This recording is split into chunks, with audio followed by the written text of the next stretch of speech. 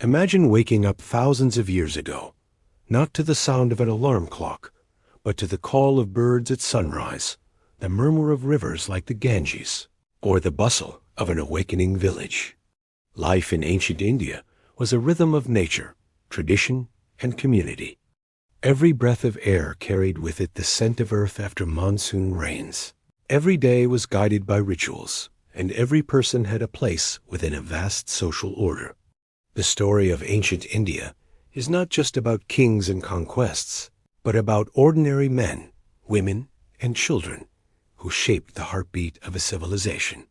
And tonight, as you settle in to listen, we will journey into that daily life slowly, softly, allowing history itself to lull you into rest. Welcome to History for Sleep *. If you enjoy exploring the past in this calm and relaxing way, make sure to subscribe to the channel so you can always drift off with new stories from history. Comment below to let me know what parts of ancient history you're most curious about, or even when you listen in, whether it's at night, during an afternoon nap, or just when you need to unwind. Your comments help me bring you the stories you want most, so don't be shy in sharing. Stay with me as we travel across rivers and cities, into temples and homes, through marketplaces and farmlands, uncovering not only how people lived, but what it felt like to wake, to work, to eat, and to dream in a world long gone. Tonight, you'll all discover what daily life was truly like in ancient India, and by the time we finished, you'll be ready to let the gentle hum of history guide you into peaceful sleep. To understand the daily life of ancient India, we must first step into its land itself, a land so vast and varied that it shaped every rhythm of existence. The subcontinent is embraced by the towering Himalayas in the north, their snow-fed rivers pouring into fertile plains below. The mighty Ganges, the Yamuna, and the Indus carved pathways through the earth, bringing life to fields that fed millions. These rivers were not just water. They were lifelines, holy symbols, and sources of endless renewal. Without them, daily life would have been nearly impossible, and with them, entire civilizations flourished. From the dry plateaus of the Deccan to the lush coasts of the Bay of Bengal, geography was more than backdrop, was the stage upon which life played out, dictating where people lived, what they ate, and how they survived. Imagine walking along the Indus Valley thousands of years ago.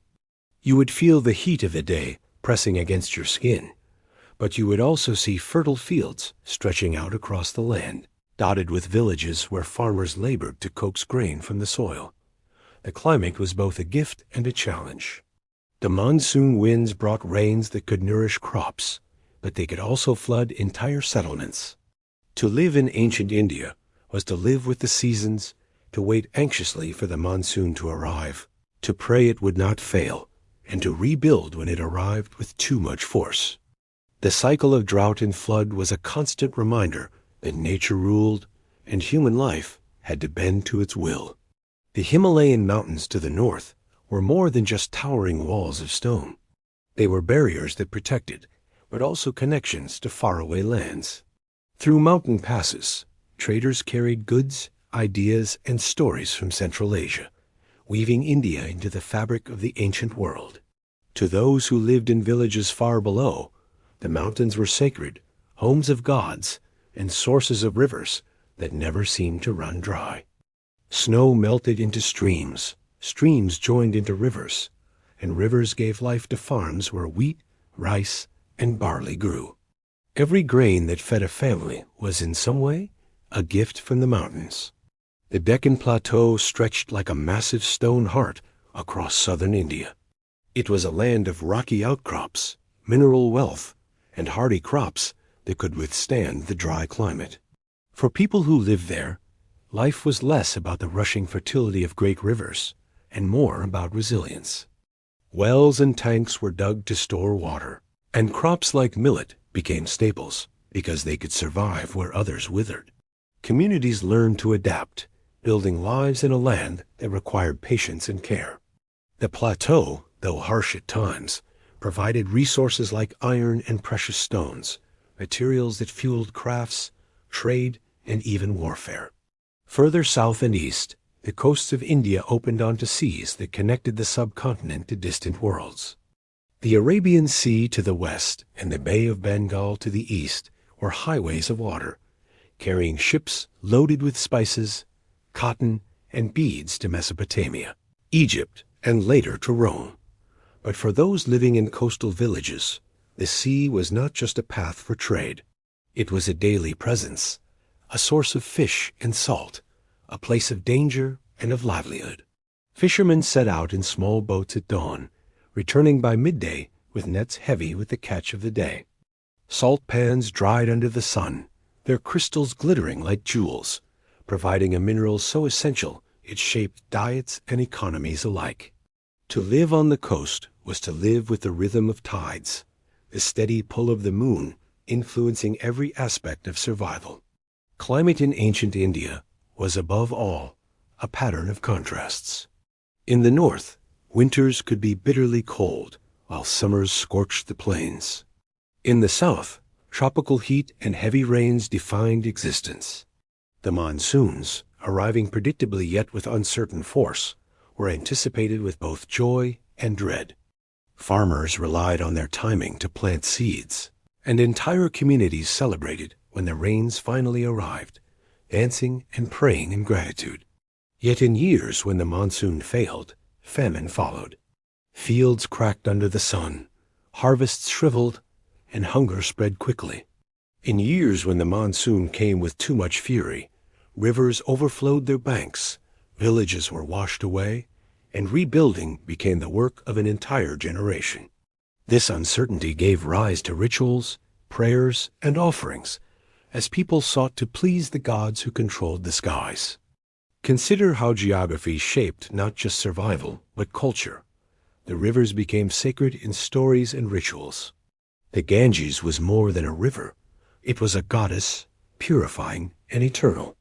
Bathing in her waters was believed to cleanse sins, and even in ancient times, pilgrims walked for days to dip their hands into her flow. Mountains, too, were holy, imagined as the abodes of deities. The land itself became a tapestry of sacredness, every rock and river imbued with meaning that reached into daily life.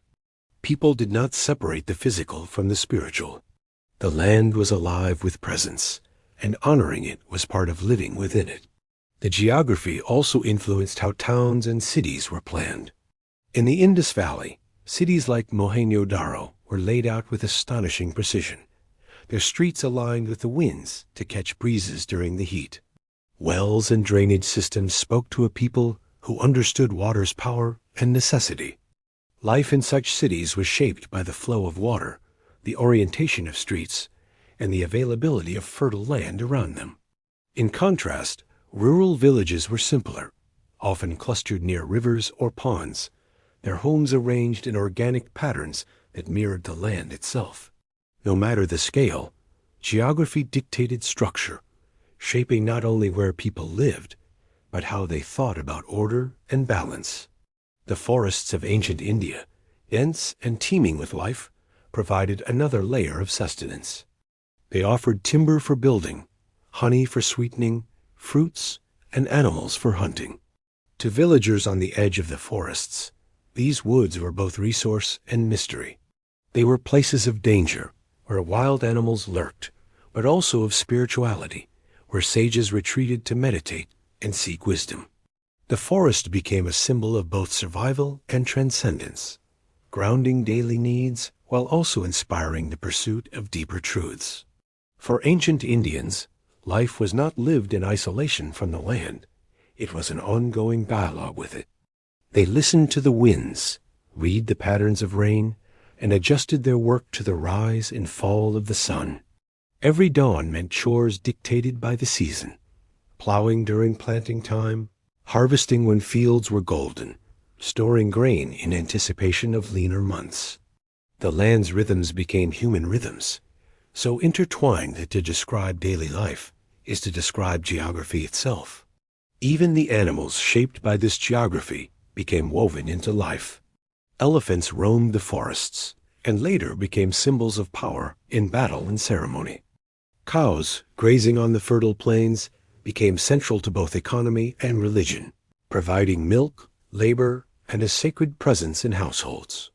Birds, fish, and even the smallest insects were observed and given meaning in the patterns of life.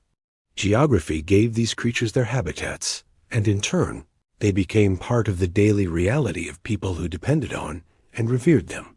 At night, under clear skies away from the smoke of city fires, the geography revealed another gift, the heavens.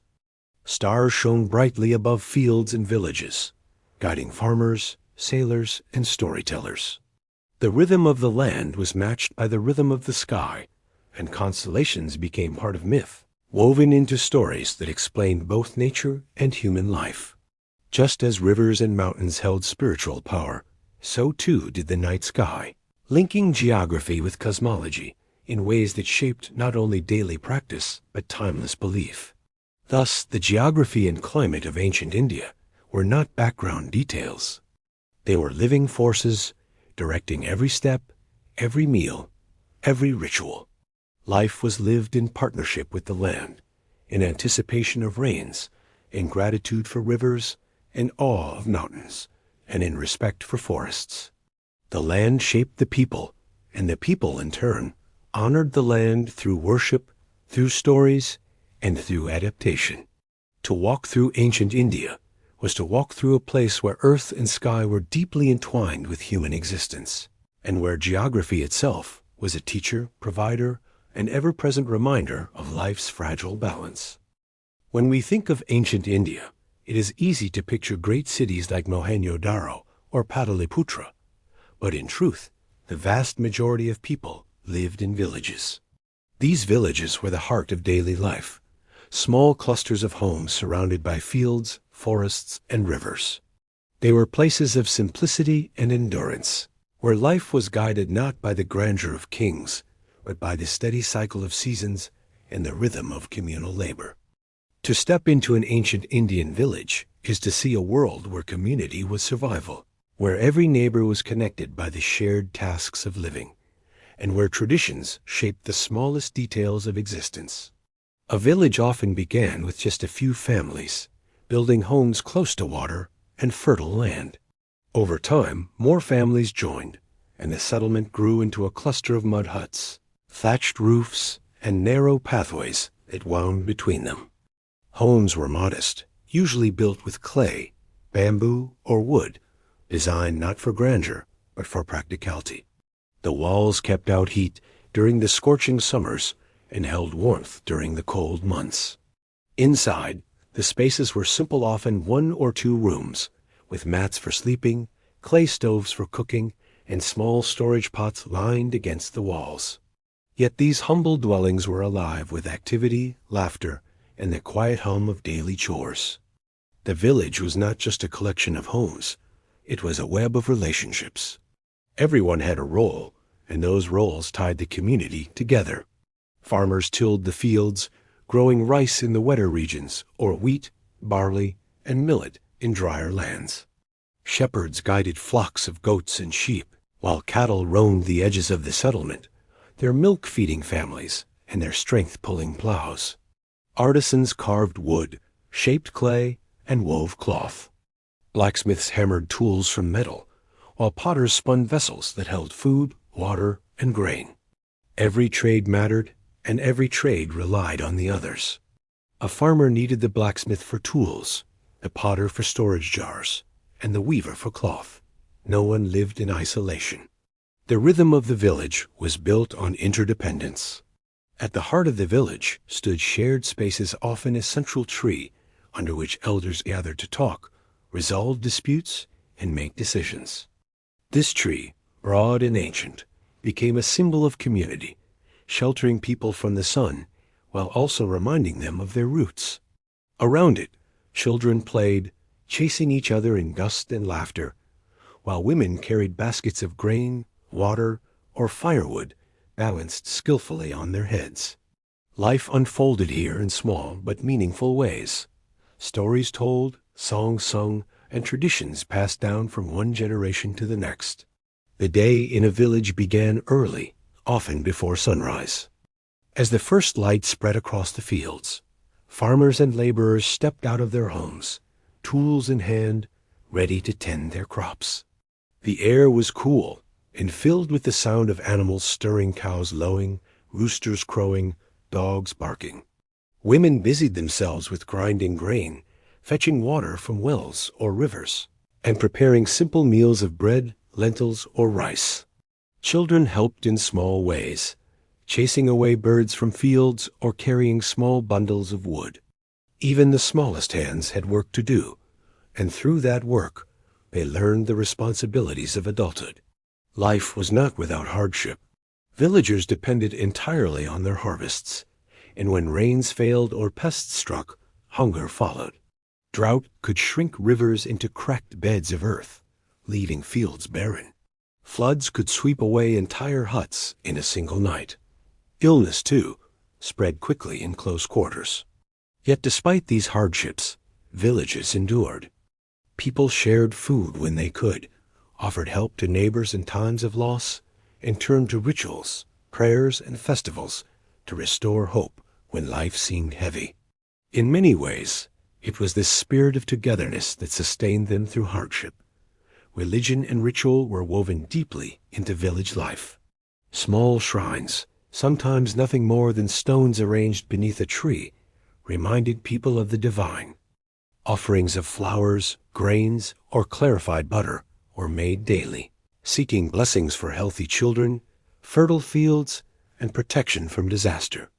Villagers believed the gods were part of their world, present in the rivers that watered their crops, the cows that gave them milk, and the earth itself beneath their feet. Rituals gave structure to uncertainty, and in honoring the divine, villagers felt they were balancing the fragile order of their world. Festivals were moments of joy that broke the monotony of hard labor. Harvest time brought celebrations with singing, dancing, and feasting. Villagers decorated their homes with patterns drawn in chalk or colored powders. Children played games, and storytellers recited tales of gods, heroes, and ancestors. These gatherings were more than just entertainment. They renewed bonds of community, reminded everyone of shared traditions, and gave moments of rest in lives filled with toil. Even those who had little found joy in the rhythm of drums, the flicker of firelight, and the company of their neighbors. Trade and exchange also tied villages together.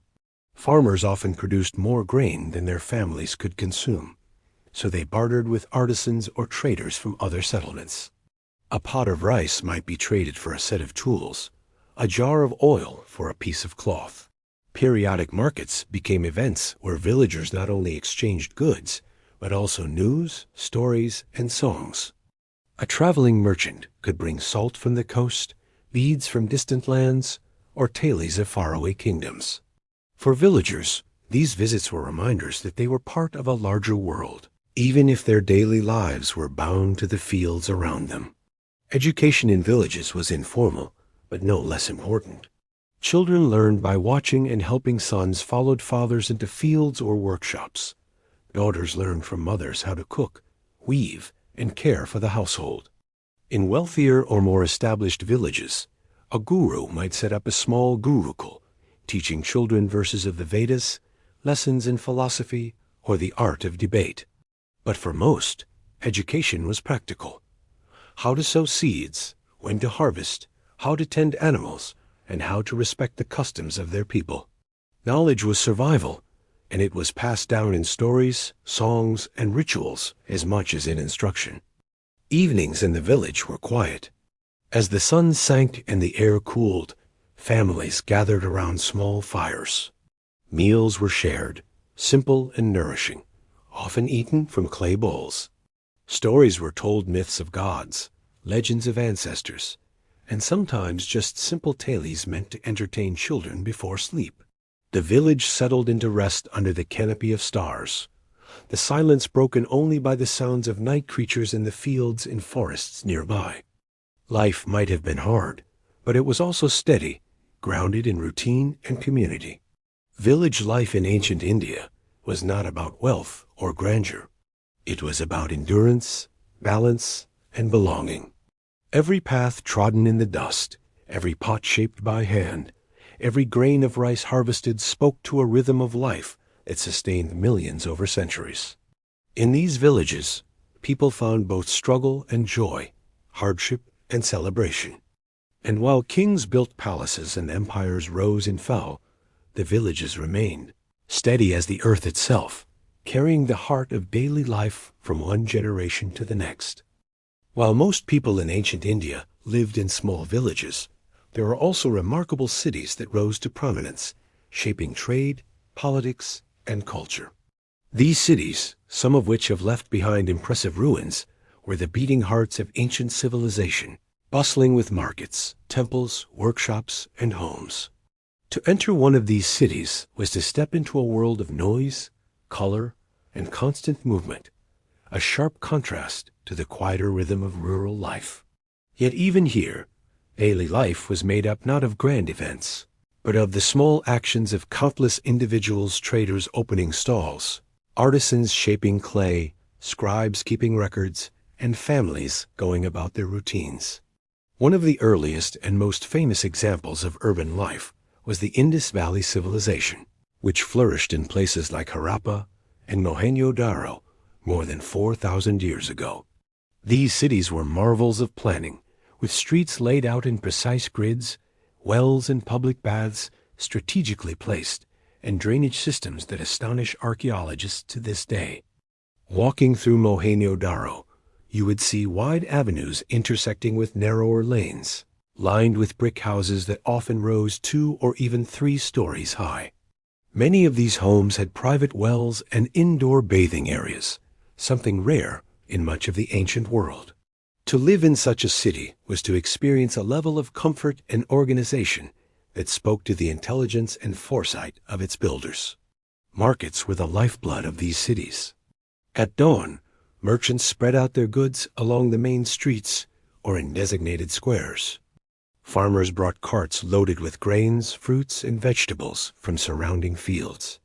Artisans displayed their wares pots, beads, tools, and textiles carefully crafted by hand. The air was filled with scents, spices warming in the sun, fresh bread baking, and sometimes the sharp tang of animal hides being tanned for leather. Buyers and sellers haggled over prices, exchanging goods not always for coins, but often in barter, trading one necessity for another. For city dwellers, markets were not just places of commerce, but of connection, where gossip was exchanged, alliances were formed, and news from distant lands arrived with travelers and merchants. Religious life was equally important in cities. Temples, shrines, and sacred spaces punctuated the urban landscape. In later times, cities like Varanasi grew around such holy centers, drawing pilgrims from across the subcontinent. Rituals and festivals filled the streets with processions, music, and offerings. The sound of bells and chanting might echo through neighborhoods as priests performed rites to honor gods and goddesses. For many, daily life included at least a brief stop at a shrine, offering flowers, water, or food to ensure the blessings of divine powers. Religion in the city was not only about private devotion, but also about public display, bringing entire communities together in shared expressions of belief. Education and administration thrived in urban centers. Scribes recorded transactions on palm leaves or birch bark, keeping accounts for merchants or legal documents for disputes. Schools, often attached to temples, taught boys to recite sacred texts, to debate philosophy, and to practice mathematics. A child in the city might grow up surrounded by both the hum of trade and the stern lessons of teachers, preparing for a future as a priest, scholar, or official. Literacy was not universal, but in cities it was far more common than in villages, creating a small but influential class of people who shaped law, religion, and governance. Homes in cities varied greatly depending on wealth. The majority lived in modest, crowded dwellings, often sharing walls with neighbors, while wealthier families enjoyed larger houses with courtyards, multiple rooms, and even private bathing spaces. Furniture was simple low stools, mats, and clay lamps, but the wealthier households might also display jewelry, carved wood, or fine textiles as marks of status. Despite the differences, nearly all homes had kitchens where clay stoves warmed daily meals, and courtyards where families gathered in the evenings to share food and stories. The crowded nature of city life meant constant noise, but it also meant constant company. Neighbors were never far, and the sense of belonging to a larger whole was palpable. Work defined much of city life. Artisans formed the backbone of urban economies, specializing in crafts passed down through generations. Bead makers carefully drilled holes into tiny stones, creating jewelry traded as far as Mesopotamia. Potters shaped vessels that were used in every home. Weavers created cloth of cotton and wool, while smiths hammered copper, bronze, and later iron into tools and weapons. Each trade had its own district or street, filling the city with the sound of hammers, spinning wheels, and chisels. These artisans rarely grew rich, but their skill kept the city alive and connected to distant markets. The role of women in urban centers was complex. Many women worked within their homes, preparing meals, raising children, and managing household rituals. Yet women were also active in markets, selling produce, weaving cloth, or assisting in family businesses. In wealthier families, women might oversee servants, manage household accounts, and participate in religious ceremonies. Some temples even employed women as singers or dancers, whose performances were considered offerings to the gods. Though society often placed women in defined roles, cities provided opportunities for them to contribute in ways that were essential to daily urban life. Public spaces added another layer to the city's rhythm. Wells provided clean water, and people gathered around them daily, exchanging not just buckets of water, but also stories and news. Large public baths, such as the Great Bath at Mohenjo-Daro, were more than places of cleansing. They were centers of community, where rituals may have been performed, and where people felt connected to something larger than themselves. Streets themselves became theaters of life, filled with wandering musicians, storytellers, and even performers who entertained crowds in exchange for coins or food. Yet city life also brought challenges. Crowded neighborhoods meant the spread of disease was a constant threat. Waste disposal, though advanced in some places, could not always keep pace with growing populations. Fires, too, were hazards in tightly packed streets. Inequality was stark. While wealthy families enjoyed luxuries, the poor often struggled in cramped quarters, working long hours just to survive. Crime was another reality. With wealth came theft, and with crowds came disputes. Laws and local councils tried to manage these issues, but life in the city required resilience and constant adaptation. Still, the rewards of urban living were great. Cities were melting pots of cultures, where traders from distant lands introduced new goods and ideas. A potter might hear stories of far-off kingdoms from a traveler who had sailed across the Arabian Sea. A merchant might acquire spices from the south and sell them to customers in the north. The mingling of people and traditions created vibrant centers of exchange, where innovations spread quickly and traditions mixed into new forms. At night, the city did not sleep entirely. While many families closed their doors and rested under the flicker of oil lamps, watchmen patrolled the streets to guard against thieves or fires. Merchants who had not sold their goods packed them carefully away, and artisans tidied their workshops for the next day. The quiet of night was punctuated by the occasional bark of a dog, the lowing of cattle in pens, or the distant sound of a river flowing nearby. Life in the city was demanding, but it carried a sense of possibility, of being part of something larger, of contributing to a place where culture, trade, and faith all flourished. Urban life in ancient India was a world of contrasts: order and chaos, wealth and poverty, sacred rituals and noisy markets. It was a place where human creativity thrived, where people built not just homes, but systems of governance, trade networks, and enduring traditions.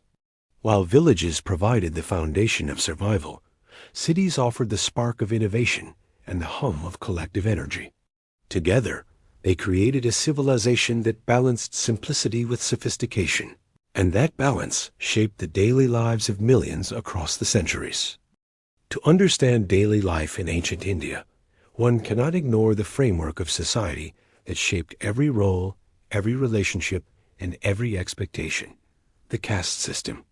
Though its form and rigidity changed across centuries, its essence was simple yet far-reaching.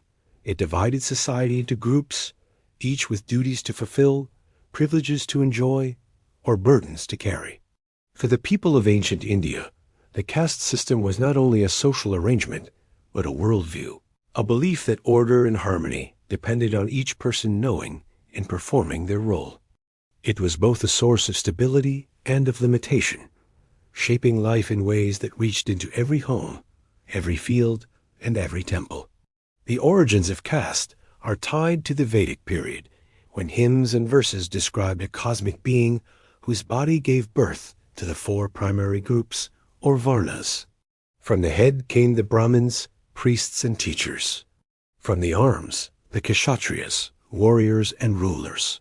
From the thighs, the Vaishyas, merchants and farmers. And from the feet, the Shudras, laborers and servants.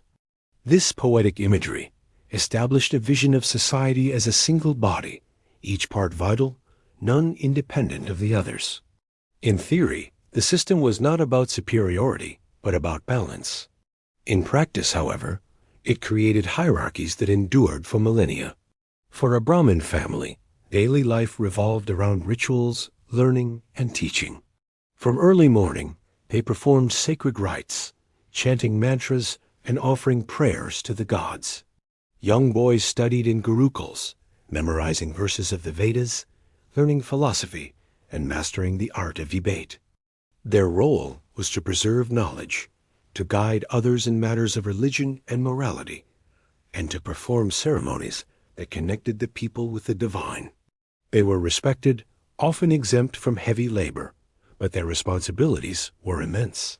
To fail in duty was not merely a personal flaw, it was a disruption of cosmic order. Kshatriyas, the warrior and ruling class, lived lives of discipline and responsibility. From childhood, boys were trained in archery, swordsmanship, and the art of governance. They learned not only how to fight, but how to rule, how to resolve disputes, collect taxes, and protect the land. Their homes were filled with the sounds of drills and the presence of weapons, reminders that their role was to defend society. Kshatriya families often lived with wealth, but theirs was not a life of ease. To lead meant to shoulder the weight of security and justice, and their honor was measured in courage, fairness, and loyalty. The Vaishyas formed the backbone of trade and agriculture.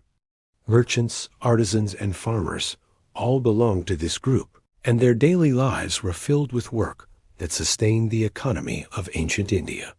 In the fields, Vaishya farmers planted and harvested crops, managed cattle, and oversaw laborers. In the towns, Vaishya merchants stocked markets with grains, cloth, spices, and metals, some of which traveled great distances through trade networks. Their role was vital. They produced wealth and ensured prosperity, but their social standing was lower than that of priests and warriors. Still, through their skill and enterprise, many gained considerable influence and became pillars of their communities. The Shudras, positioned at the bottom of this hierarchy, were laborers and servants. They performed the work that others depended on: tilling fields, carrying loads, cleaning homes, and serving in households. Their lives were often marked by hardship, long hours of labor, and limited opportunities for advancement. Yet without them, the system could not function. In their strength and labor lay the survival of villages and cities alike. Though denied the privileges of higher castes, Shudras built the foundations upon which society rested. Beyond these four varnas were those who lived outside the system altogether, later called untouchables or Dalits. They carried out tasks considered impure, such as disposing of waste, working with leather, or handling the dead. Their existence was often marked by exclusion, living on the margins of villages, barred from temples, and facing stigma that could last generations. And yet, even in such adversity, they formed their own communities, traditions, and resilience, finding dignity in lives shaped by struggle. The caste system was not only about occupation, it shaped marriage, diet, clothing, and ritual. Marriages were arranged within caste boundaries, preserving traditions and status. Foods were prepared differently depending on caste, with strict rules about who could eat with whom. A Brahmin might refuse to share a meal cooked by someone of lower status, not out of personal disdain, but out of adherence to the rules that society and religion imposed. Clothing, too, reflected status. Finer fabrics and ornaments for those higher in rank, simpler garments for those below. Even the way one spoke tone, gestures, and words shifted, depending on the caste of the person being addressed. Daily interactions were colored by this system. A Shudra farmer might bow respectfully before a Brahmin priest, offering grain or labor in exchange for blessings. A Vaishya merchant might seek protection from a Kshatriya ruler, providing taxes or gifts in return. These exchanges reinforced the social fabric, reminding everyone of their place in a larger design. Though restrictive, the system also gave people identity and purpose, a sense of belonging within an ordered universe. Yet, caste was not entirely rigid in every period or place. In some regions and times, wealth, skill, or political power allowed individuals or groups to rise above traditional boundaries. A successful Vaishya merchant could gain influence equal to a Kshatriya noble. In religious movements, especially those that emphasize devotion over ritual, people of lower castes could find new forms of respect and spiritual equality. Over time, challenges to caste arose, though the system itself remained deeply embedded in the structure of society.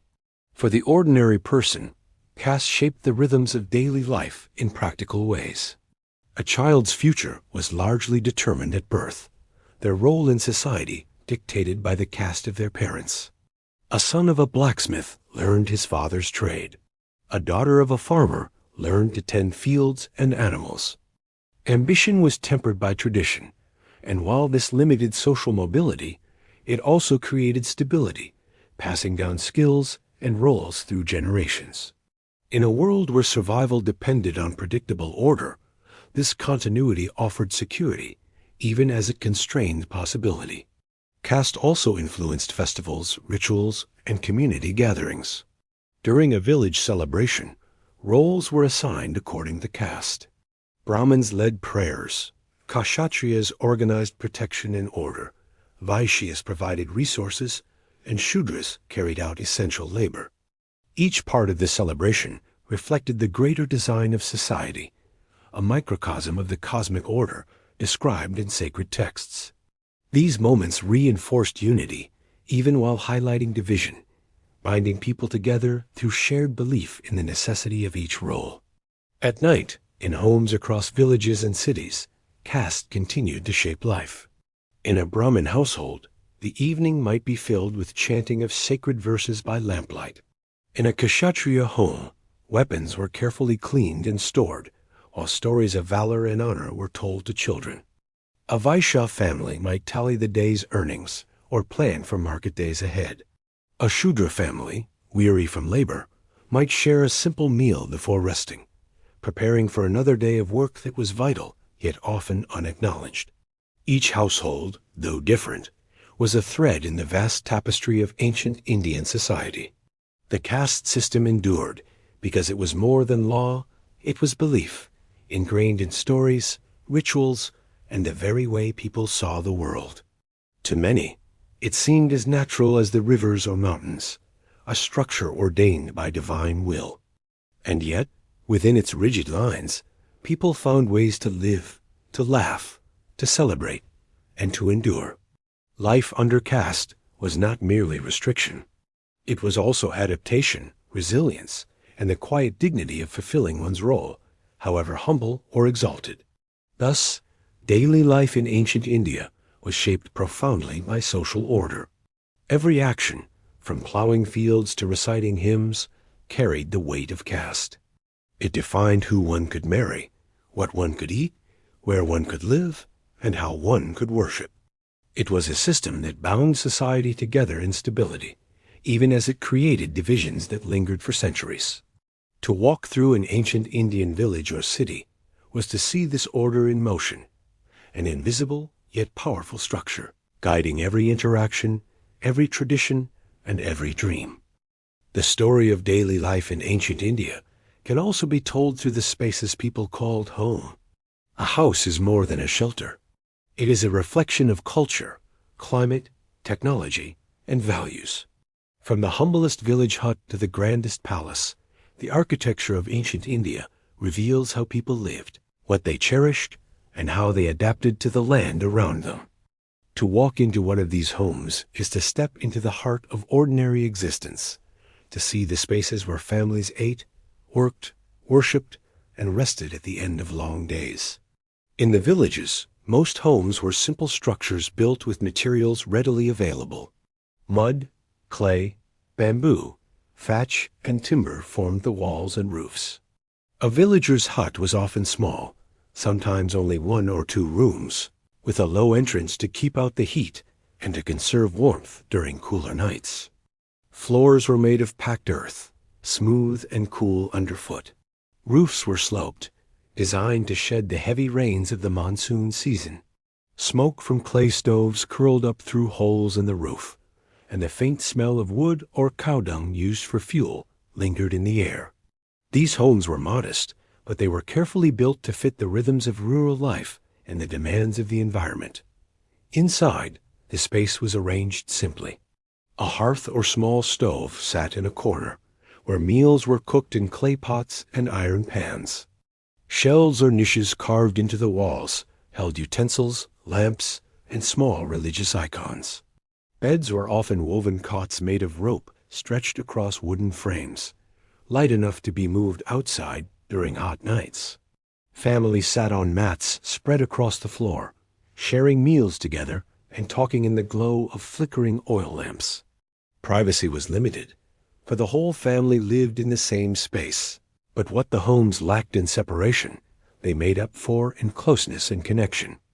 In wealthier villages or towns, homes might include a small courtyard at the center. These courtyards were open to the sky, allowing sunlight and fresh air to circulate. They became gathering places for families, where children played, women prepared food, and elders sat in quiet conversation. Courtyards were also spaces of ritual, where small shrines might be kept and offerings made each morning. The design reflected an understanding of both practical needs and spiritual life, blending shelter with openness, work with worship. Urban homes offered another layer of complexity.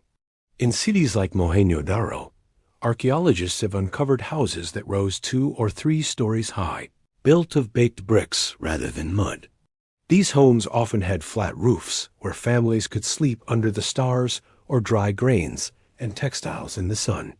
Some included private wells and bathing areas, remarkable luxuries in the ancient world. Streets outside were carefully planned, and homes were fitted into neat blocks, reflecting a concern with order and sanitation. Inside, families enjoyed a level of comfort and organization that mirrored the sophistication of urban life. As centuries passed and dynasties rose, architecture grew grander. Palaces of kings and nobles displayed wealth and power. Built of stone, decorated with carvings, and spread across wide courtyards, they were designed not only as residences, but as symbols of authority. High walls enclosed gardens, where fountains bubbled and trees provided shade.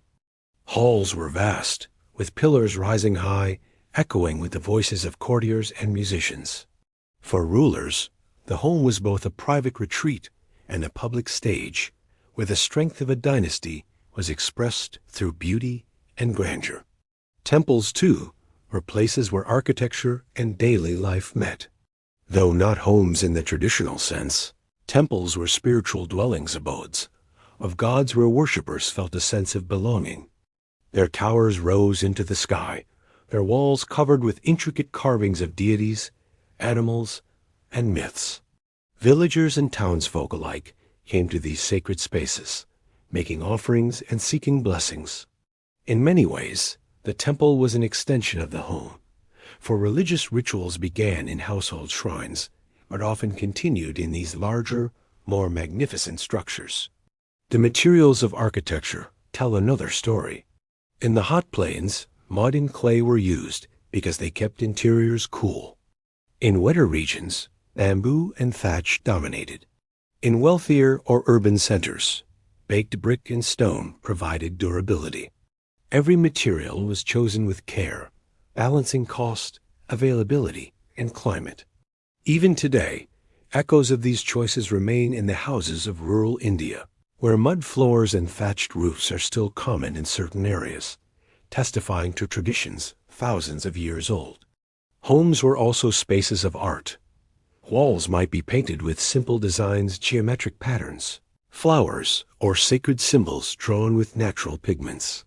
Floors were sometimes decorated with rangoli, patterns made of colored powders, rice, or flower petals, welcoming guests and inviting prosperity.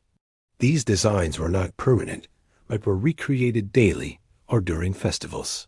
A living art form woven into the rhythm of household life. Jewelry, textiles, and pottery used in the home added more color, transforming even modest spaces into places of beauty. The organization of space within homes reflected social customs. In many households, there were areas designated for men and for women, for family members and for guests. Hospitality was a cherished value, and even simple homes reserved a place to welcome travelers, relatives, or neighbors. Meals were often shared communally, but seating might reflect caste or status, with elders or honored guests given special places. These arrangements reinforced the social order, reminding everyone of their roles within the household and community. Water, so essential to life, played a central role in architecture. Wells were dug in courtyards or near clusters of homes, providing clean water for drinking, cooking, and bathing. In cities, elaborate drainage systems carried waste away, reducing disease and keeping neighborhoods livable. Bathing areas, both private and communal, reflected the importance of cleanliness not only for health, but for ritual purity. Morning routines often began with bathing, and homes were designed with this in mind, creating spaces where water could be drawn, stored, and used efficiently. At night, homes became sanctuaries of rest. Oil lamps flickered in niches, casting soft shadows across earthen walls. Families gathered in courtyards or on rooftops, talking quietly before sleep. In the cooler months, fires warmed the interiors, while in the hotter seasons, sleeping outside under the stars became common. The architecture allowed for this adaptability, creating spaces that changed with the weather and with the needs of the family. Even the humblest hut offered comfort in its familiarity, the sense of safety that comes from belonging to a place. Architecture also reflected the journey of life. From birth to death, homes marked milestones, naming ceremonies for newborns, marriages celebrated in courtyards, and rituals for the departed performed at thresholds. The walls of a home absorbed the voices, songs, and prayers of generations, becoming silent witnesses to the unfolding of family histories. In this way, a house was never just a structure. It was a living vessel, carrying memory and meaning across time. Thus, the homes of ancient India, whether modest or grand, reveal the essence of daily life. They show how people balanced necessity with beauty, how they adapted to nature while honoring tradition, and how they created spaces that were both practical and deeply symbolic.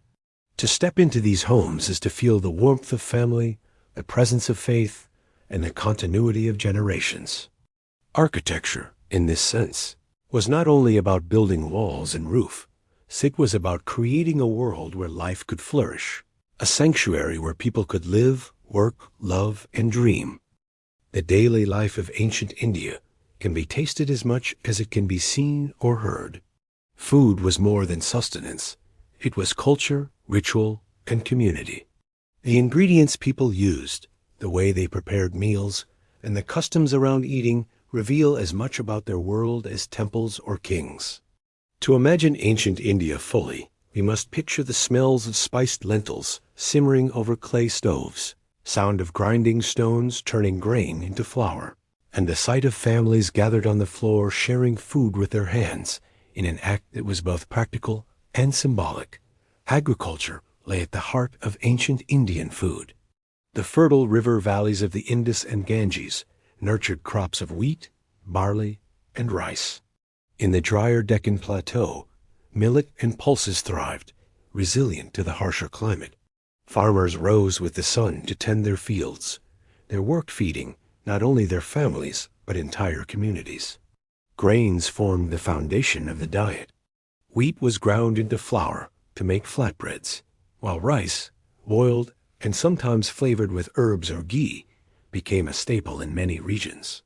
These simple staples sustained people through seasons of abundance and times of hardship alike. Vegetables and legumes added nourishment and variety. Lentils, chickpeas, and mung beans were cooked into stews that warmed the body and provided essential protein. Gourds, cucumbers, onions, and leafy greens grew in household gardens or were gathered from local markets. The flavors of meals came alive with spices, many of which India became famous for: turmeric, cumin, coriander, and black pepper. These were not only seasonings but medicines, believed to aid digestion, purify the body, and even protect against disease. Cooking was thus both art and healing, blending taste with tradition. Fruit brought sweetness to daily meals. Mangoes, bananas, jackfruit, and pomegranates grew abundantly in many regions, their ripening tied to the cycle of seasons. Dates and coconuts added richness, while sugarcane, chewed raw or pressed for its juice, offered natural sweetness long before refined sugar was known. Honey, gathered from wild hives or kept in clay jars, was another precious treat, used in both food and ritual offerings. For children, a piece of ripe fruit or a sip of sweet juice was a small joy in the midst of daily chores. Dairy products played an important role. Cows were sacred animals, and their milk was a gift that sustained entire households. Milk was boiled for drinking, churned into butter, or turned into curd and ghee. Ghee, clarified butter, was considered pure and sacred, used in cooking, offerings, and rituals. A dollop of ghee transformed simple rice into a rich and satisfying meal, while curd cooled the body in the heat of summer.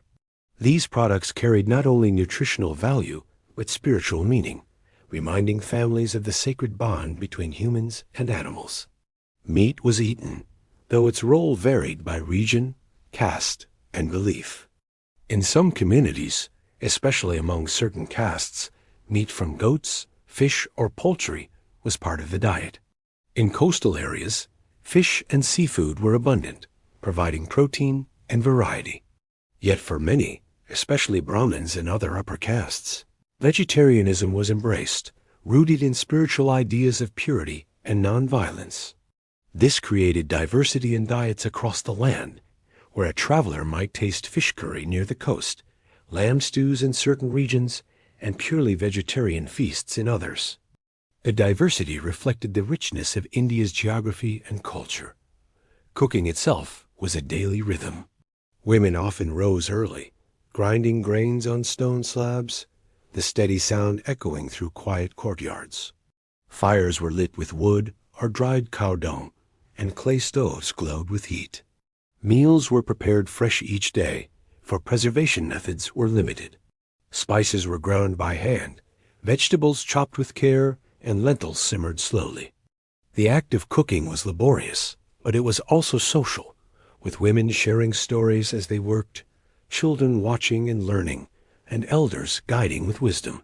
In this way, recipes and techniques passed down through generations, weaving continuity into daily life. Meals were more than food, they were ritual. Most families sat on the floor, cross-legged, eating from leaf plates or clay bowls. Food was served communally, with family members taking portions with their hands. Eating with the right hand was customary, while the left hand was reserved for tasks considered unclean. Before meals, hands and feet were washed, and in many households, a small portion of food was first offered to the gods or to animals, an acknowledgement of gratitude and humility. To eat was to participate in a sacred cycle, linking human effort, divine blessing, and the bounty of the earth. Hospitality was a cherished virtue. A guest arriving at a household, even unexpectedly, was offered food, no matter how simple. To share a meal was to share friendship and respect. Religious texts praised the act of feeding others, and many believed that offering food to strangers or the poor brought merit and blessings. Thus, a household's kitchen was not only the heart of family life, but also a doorway to community and spirituality. Festivals brought feasts that lifted daily meals into celebrations. During harvest festivals, tables and floors were covered with dishes steamed rice, sweet puddings made with milk and jaggery, fried breads, and savory lentils spiced with care. Women decorated the floors with colorful rangoli, lamps flickered, and the scent of special dishes filled the air. Children delighted in sweets, while elders enjoyed the rare abundance of flavors and portions. These meals were not only about indulgence, but about gratitude, honoring gods, seasons, and the cycles of nature that made survival possible. Even in temples, food played a sacred role.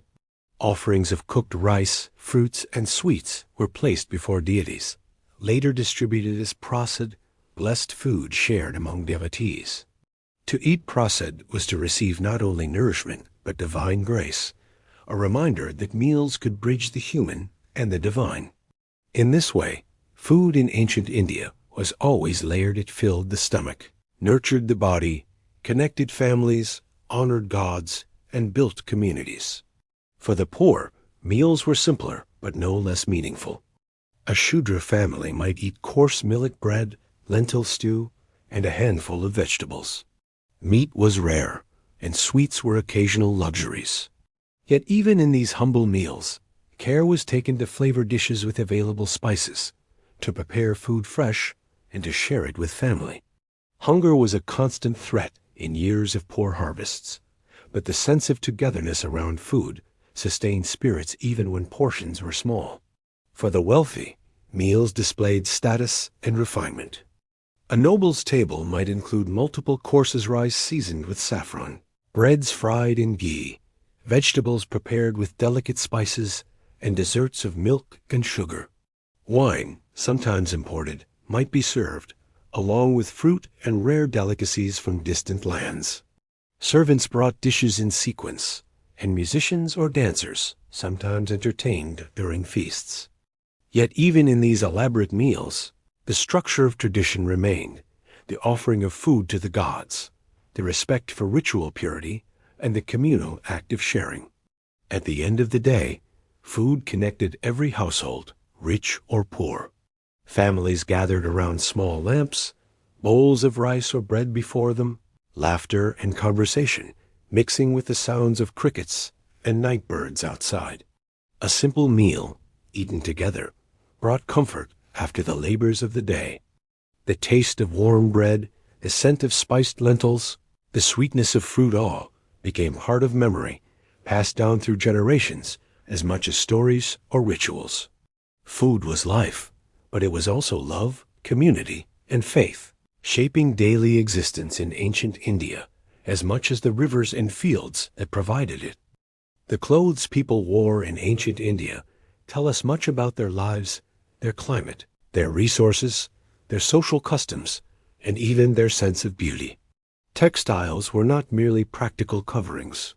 They expressed identity, faith, and status. Alongside clothing, jewelry adorned both men and women, shining not only as decoration, but as symbols of wealth, protection, and spirituality. To imagine daily life in ancient India is to picture flowing fabrics, vibrant colors, and ornaments that caught the light of sun and fire.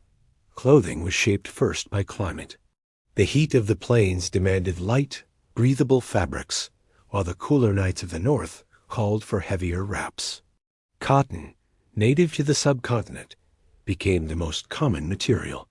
Soft and versatile, it could be woven into simple garments for laborers, or fine muslin, so delicate it seemed to float in the air.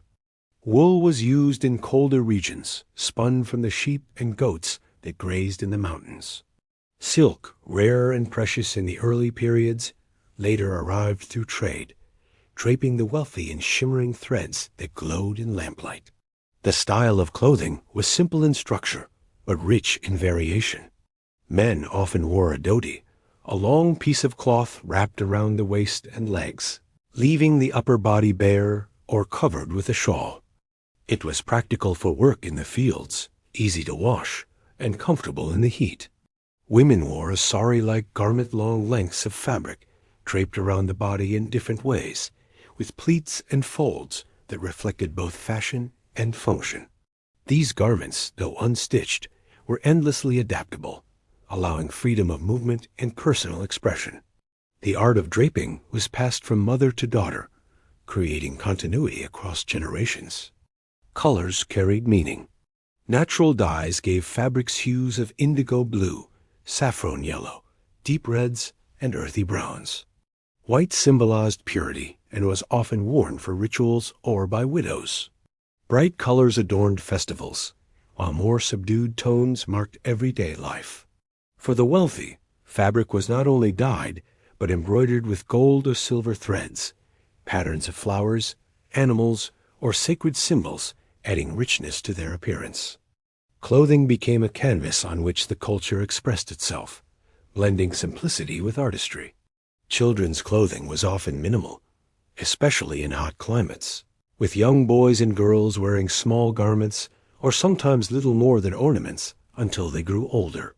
As they matured, their clothing began to reflect their family's caste, occupation, and status. A farmer's son might wear a simple cotton wrap, while a noble's daughter might be draped in fine muslin, adorned with small jewels even in childhood. Clothing was thus both practical and symbolic, teaching children their place in the world. Jewelry adorned people across all levels of society, though the materials varied. For the wealthy, gold and silver were shaped into necklaces, bangles, earrings, and anklets, often set with gems like carnelian, agate, and later imported stones. For the poor, ornaments were made of copper, bronze, glass, or even clay. Shells from the coast, beads from the Indus Valley, and carved bone or ivory pieces added beauty to everyday attire. Jewelry was not merely for women. Men too wore earrings, armlets, and rings, their designs reflecting both fashion and cultural norms. The symbolism of jewelry went beyond decoration. Certain ornaments were believed to protect the wearer from harm. Amulets inscribed with sacred words or symbols were worn to ward off evil. Bangles and anklets jingled softly as women moved, their sound thought to please gods and keep negative energies at bay. For married women, jewelry carried deep significance. A necklace of black beads or a ring in the nose marked marital status, while the red vermilion powder in the parting of the hair symbolized long life for the husband. Jewelry was a visible marker of life stages, faith, and belonging. Hairstyles and grooming were also part of appearance. Men often wore their hair tied in knots or left long, depending on fashion and role. Priests shaved their heads or wore distinctive tufts of hair as marks of devotion. Women arranged their hair in braids, buns, or loose waves, often decorated with flowers, pins, or jeweled combs. Oil was applied to hair and skin, both for beauty and for health, keeping the body cool and supple under the sun. Perfumes made from sandalwood, jasmine, or rose added fragrance, turning the body itself into a vessel of sensory expression. Clothing and jewelry also reflected caste and occupation. A Brahmin priest wore plain white garments, simple and unadorned, a sign of purity. A Kshatriya warrior displayed wealth and status with finer fabrics and weapons adorned with gems. A Vaishya merchant wore clothing suitable for trade, durable yet respectable, while a Shudra laborer wore the simplest of garments, often uncolored and practical. Jewelry, too, reflected this division. Gold for the wealthy, copper or beads for those of humbler status. These distinctions were visible in every gathering, reminding all of the order that structured society. Festivals and rituals brought out the most elaborate dress. Women donned their brightest saris, embroidered with gold, layered with bangles up their arms, anklets that jingled with every step, and earrings that sparkled in firelight. Men wore silk or finely woven cotton, often dyed in auspicious colors, with turbans or shawls adding formality. Children were dressed with care, their garments reflecting their family's pride and joy. In these moments, clothing and jewelry transformed ordinary life into celebration, marking time with color, light, and ornament. Clothing also carried spiritual significance. Sacred threads worn by boys of higher castes marked initiation into learning and duty.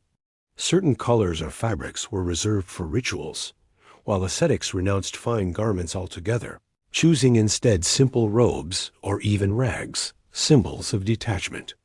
In this way, clothing became not only a reflection of wealth or identity, but also of spiritual aspiration. What one wore could declare devotion as clearly as it declared status. Travelers to India in ancient times often marveled at its textiles. Greek and Roman writers described the fine muslins that were so light they seemed like air, so transparent they were called woven wind. Merchants carried Indian cotton across seas and deserts, spreading its reputation throughout the ancient world. For those who lived in India, however, these fabrics were part of daily life woven in villages, dyed with care, and worn with pride. To wear Indian cloth was to carry both comfort and heritage on one's body. At night, when the day's labor ended, people removed jewelry, folded garments, and prepared for rest. Simple night wraps or unclothed sleep was common, depending on climate. Jewelry was stored in clay pots or wooden boxes, often hidden carefully to protect from theft.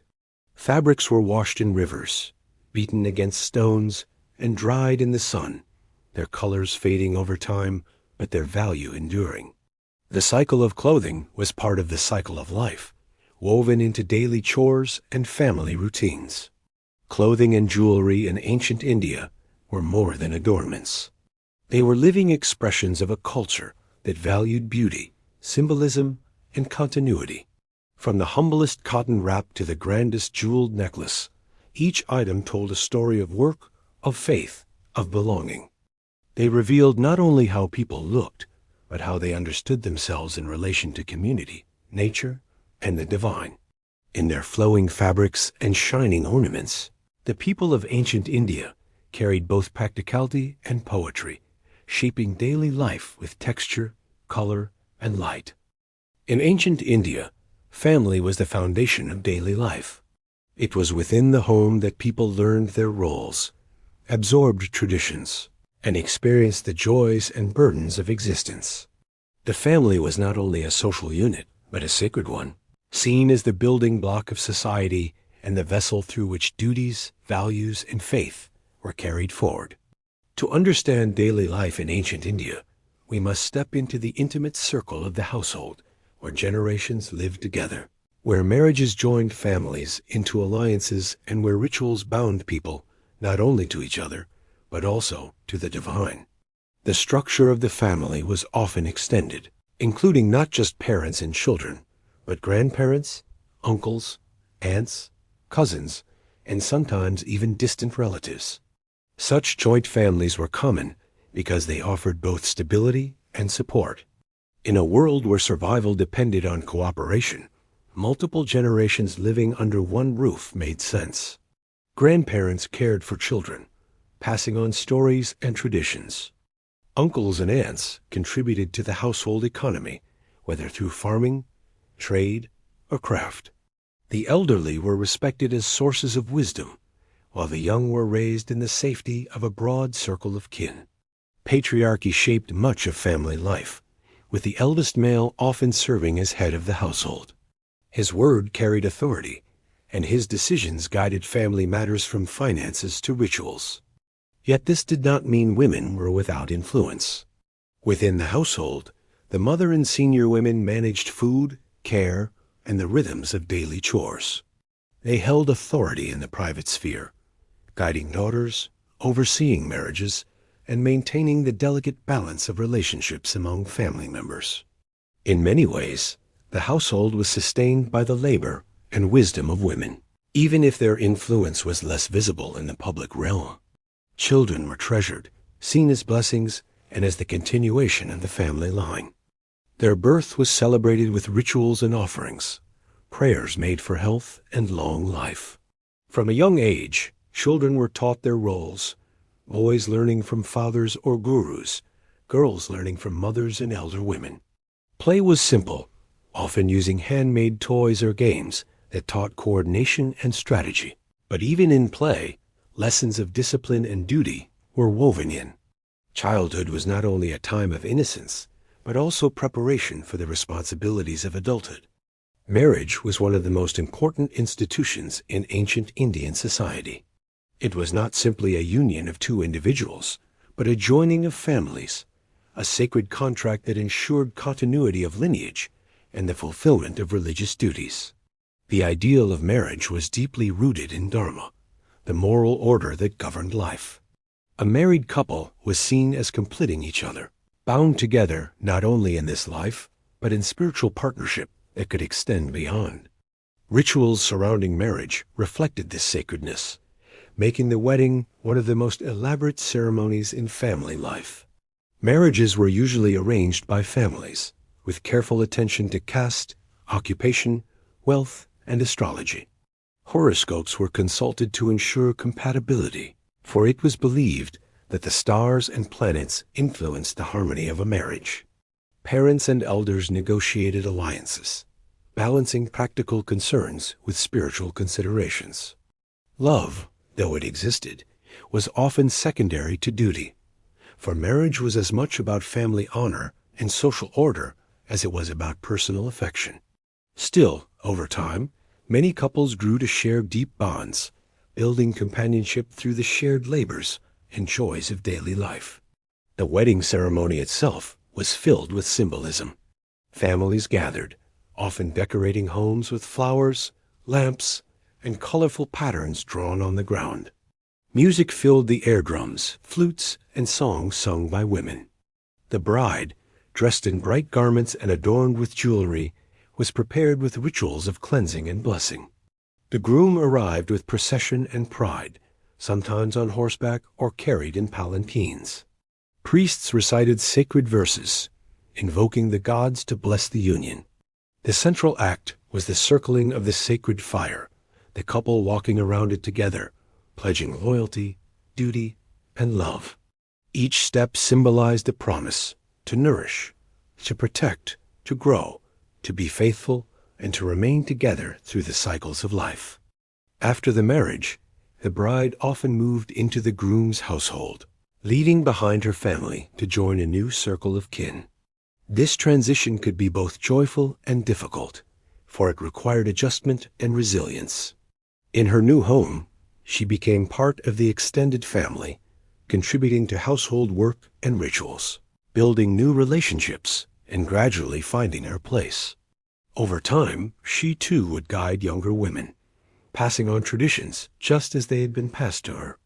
Family life was marked by rituals that reinforced connection to the divine. Daily offerings at household shrines, prayers recited at dawn and dusk, and observances during festivals kept faith at the center of life. Births, naming ceremonies, first haircuts, and initiations into learning were celebrated with both family and community. Death, too, was marked with rituals, the family coming together to honor the departed and to ensure their peaceful journey into the next realm. Through these milestones, the family was both the stage and the actor, carrying traditions forward with each generation. Discipline and hierarchy existed within the family, but so too did love and intimacy. Children were guided firmly, yet their laughter filled courtyards. Husbands and wives carried out their duties, but companionship often grew between them as they shared the burdens of survival. Elders were respected, but they also delighted in telling stories and playing with grandchildren. The family was not only duty, it was also warmth, memory, and the quiet joys of daily life. Women's roles in family and marriage were both honored and constrained. They were celebrated as mothers, revered for their nurturing, and considered the spiritual heart of the household. Yet their freedoms were often limited by patriarchal expectations, their lives shaped by marriage and service to family. Still, many women exercised quiet power, influencing decisions, preserving traditions, and sustaining families through wisdom and resilience. In literature and legend, figures like Sita, Savitri, and Draupadi exemplified ideals of devotion, sacrifice, and strength, shaping the cultural imagination of what it meant to be a wife and mother. The importance of family extended into community. Villages were often organized around kinship ties, with related families living near one another, supporting each other in times of need. A wedding was not only a family affair, but a community celebration, drawing neighbors together in shared joy. Similarly, when tragedy struck, families turned to neighbors for help, reinforcing bonds that extended beyond blood. In this way, family life was never isolated. It was woven into the broader fabric of society. At night, as lamps dimmed and families settled to sleep, the closeness of family was felt in quiet ways. Children lay beside parents or grandparents, stories drifting into dreams. Couples whispered about the day's work, hopes for the future, or the tasks that awaited with sunrise. Elders, resting after long years of labor, found comfort in the presence of younger generations around them. The home was not only walls and roofs, but a living circle of care, duty, and love, holding people through the cycles of time. Family and marriage in ancient India were thus not only private matters, but pillars of society. They sustained tradition, preserved social order, and gave meaning to daily existence. To be part of a family was to belong, to be bound by ties of affection and duty, to walk in the footsteps of ancestors while preparing the way for descendants. Marriage joined families, families sustained communities, and communities carried forward civilizations.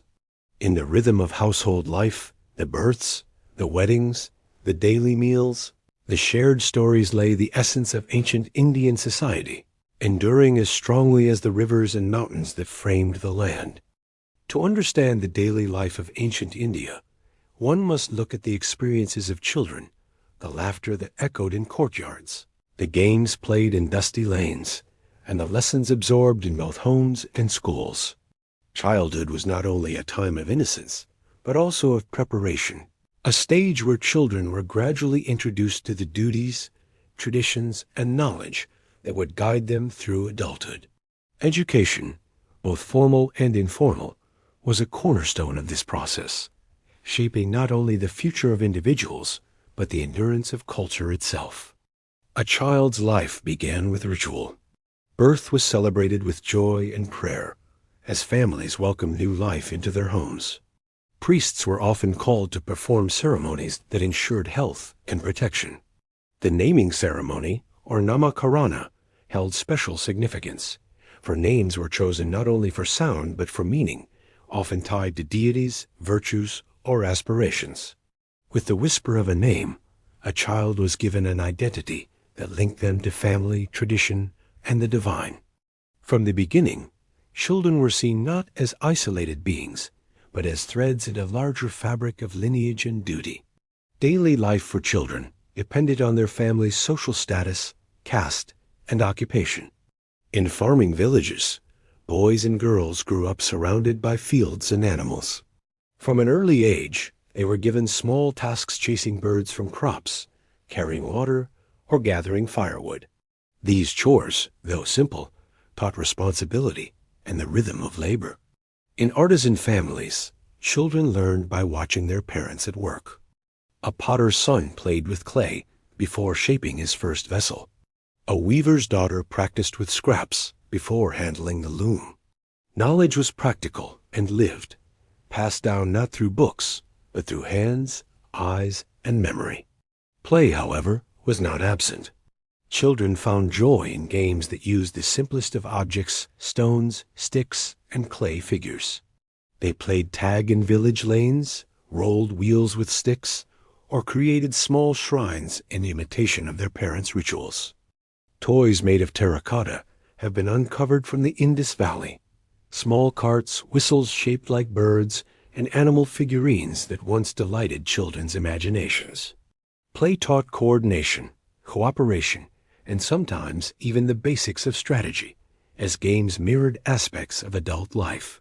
Laughter and mischief balanced the seriousness of chores, ensuring that childhood carried lightness as well as duty. Education was a central part of growing up, though its form varied.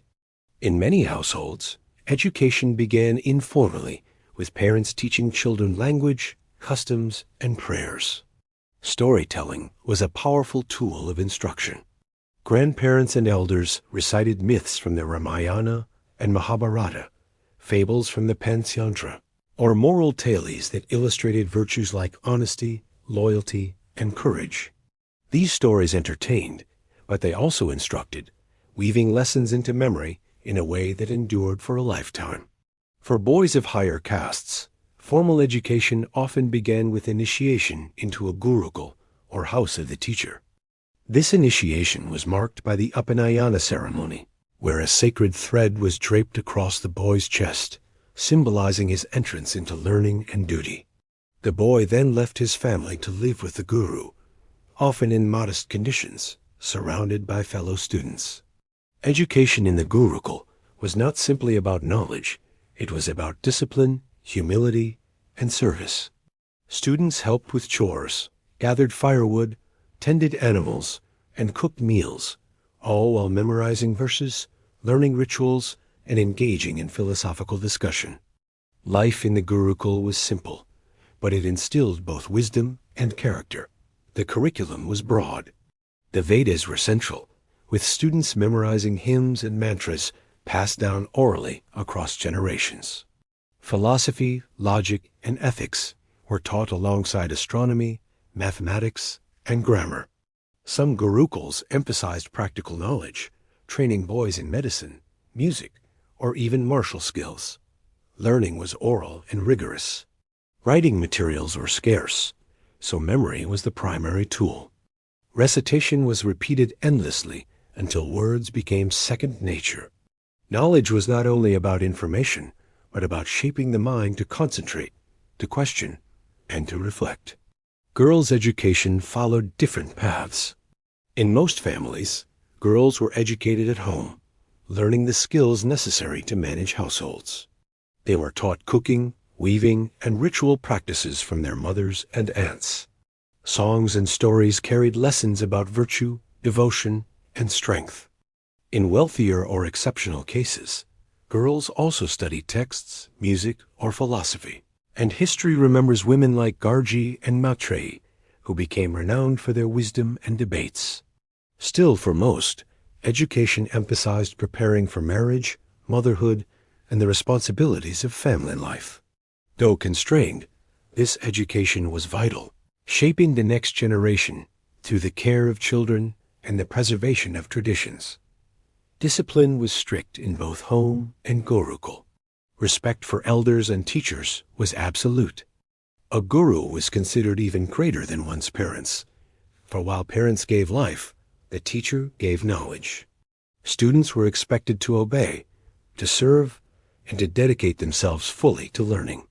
Punishment for laziness or disobedience could be severe, but the bond between teacher and student was also deep. Many students remembered their time in the gurukul with reverence, carrying lessons of humility and devotion long after they returned home. Education was not limited to texts or rituals. It also included practical skills. Farmers taught children when to sow and harvest, how to read the signs of the sky, and how to care for animals. Traders taught bargaining, measurement, and the routes of caravans. Craftsmen taught precision and patience, whether in carving, weaving, or shaping clay. This blend of practical and spiritual education created well-rounded individuals, grounded in both survival and meaning. Even those who never entered formal schools learned what was necessary for their roles in society. Festivals and community gatherings were another form of education. Children observed adults performing rituals, singing hymns, and enacting stories of gods and heroes. They absorbed values through participation, offering flowers at shrines, lighting lamps during celebrations, or playing parts in folk dramas that retold epics. These experiences blended joy with instruction, ensuring that knowledge was not confined to schools, but lived in the rhythm of community life. For children of lower castes, opportunities for formal education were limited. They often learned trades directly from their families, growing into roles defined by tradition. While this restricted their access to sacred texts or philosophical debates, it gave them mastery in crafts that sustained society. A child who learned to work leather, build tools, or shape pottery carried forward skills that were as essential to survival as the hymns of priests or the strategies of kings. Their education was practical, rooted in daily labor, but no less vital in the fabric of life. The role of education extended beyond individual families to the continuity of civilization itself. By memorizing texts, teaching crafts, and transmitting values, each generation preserved the knowledge of those before. Oral tradition ensured that stories, laws, and rituals survived even without written records. Through children, society ensured that its wisdom, its faith, and its identity would not vanish but endure across centuries. In this sense, every child was both a learner and a bearer of heritage, carrying forward the flame of culture. At night, when the day's chores and lessons ended, children rested beside parents or siblings, listening to lullabies sung softly by mothers. Stories whispered by firelight filled their dreams of gods who moved mountains, sages who gained wisdom through meditation, or animals who taught lessons through cunning and kindness. Sleep carried them into a world where learning was not heavy, but wondrous, preparing them for the morning when the cycle of work, play, and study would begin again. Thus, childhood and education in ancient India were both tender and purposeful. Children were cherished, guided firmly but lovingly, prepared for the roles that society required of them. Education, whether in the home, the gurukul, or the workshop, ensured that values and knowledge endured. In their laughter, their play, and their learning, children carried the hopes of families and the continuity of civilization. Their lives remind us that daily existence was not only about survival or labor, but also about growth, curiosity, and the unbroken chain of teaching that connected the past to the future. If the family was the heart of ancient India, then work was its steady pulse. Every sunrise called people into action, whether in the fields, the markets, the temples, or the workshops. Work was not only a means of survival, but also an expression of duty, identity, and tradition. Professions were often inherited, passed from parent to child, forming an unbroken chain that tied families to their roles within society. To walk through a village or city in ancient India was to see countless hands engaged in countless tasks, each one necessary, each one part of the greater whole. Farming stood at the center of work for the majority of people. Agriculture sustained entire communities, and farmers were bound to the land as firmly as the crops they tended. At dawn, farmers carried wooden plows into the fields, sometimes drawn by oxen, sometimes pulled by their own strength. They sowed seeds of wheat, rice, or millet, timing their labor with the rhythms of the monsoon. Rain meant life, and so the sky itself was a partner in their work. Harvest season brought long days under the sun, cutting stalks with sickles, bundling grain, and carrying it back for storage. Though physically demanding and uncertain, farming provided the foundation for all other professions, for without food, no society could thrive. Artisans formed another vital group, their skills transforming raw materials into tools, vessels, and ornaments. Potters shaped clay on spinning wheels. creating jars, bowls, and lamps that filled every household. Weavers turned cotton into cloth, sometimes plain and sometimes so fine it astonished travelers from distant lands. Metalworkers hammered copper, bronze, and later iron into weapons, tools, and jewelry. Each artisan worked with precision and patience, their craft both a livelihood and a legacy. Many artisans belonged to guilds, organizations that regulated quality, protected secrets of the trade, and ensured that skills were passed down through generations. In their hands, the ordinary was made durable, and the beautiful was made lasting. Merchants and traders brought movement to society, carrying goods across markets, villages, and distant lands. In city bazaars, stalls overflowed with grains, spices, textiles, and beads, while traders called out to passing customers. Barter was common, but coins also circulated, making commerce more efficient. Merchants organized caravans that traveled along dusty roads, carrying salt from the coasts, gems from the Deccan, or silk from the north. Others sailed ships across seas, bringing Indian spices and cotton to faraway lands. The life of a merchant was one of risk and reward-long journeys, threatened by bandits or storms, but also the possibility of wealth and influence. Through trade, not only goods but ideas spread, weaving India into the broader fabric of the ancient world. Priests and teachers formed another class of professions. Their work centered not on the physical, but on the spiritual and intellectual.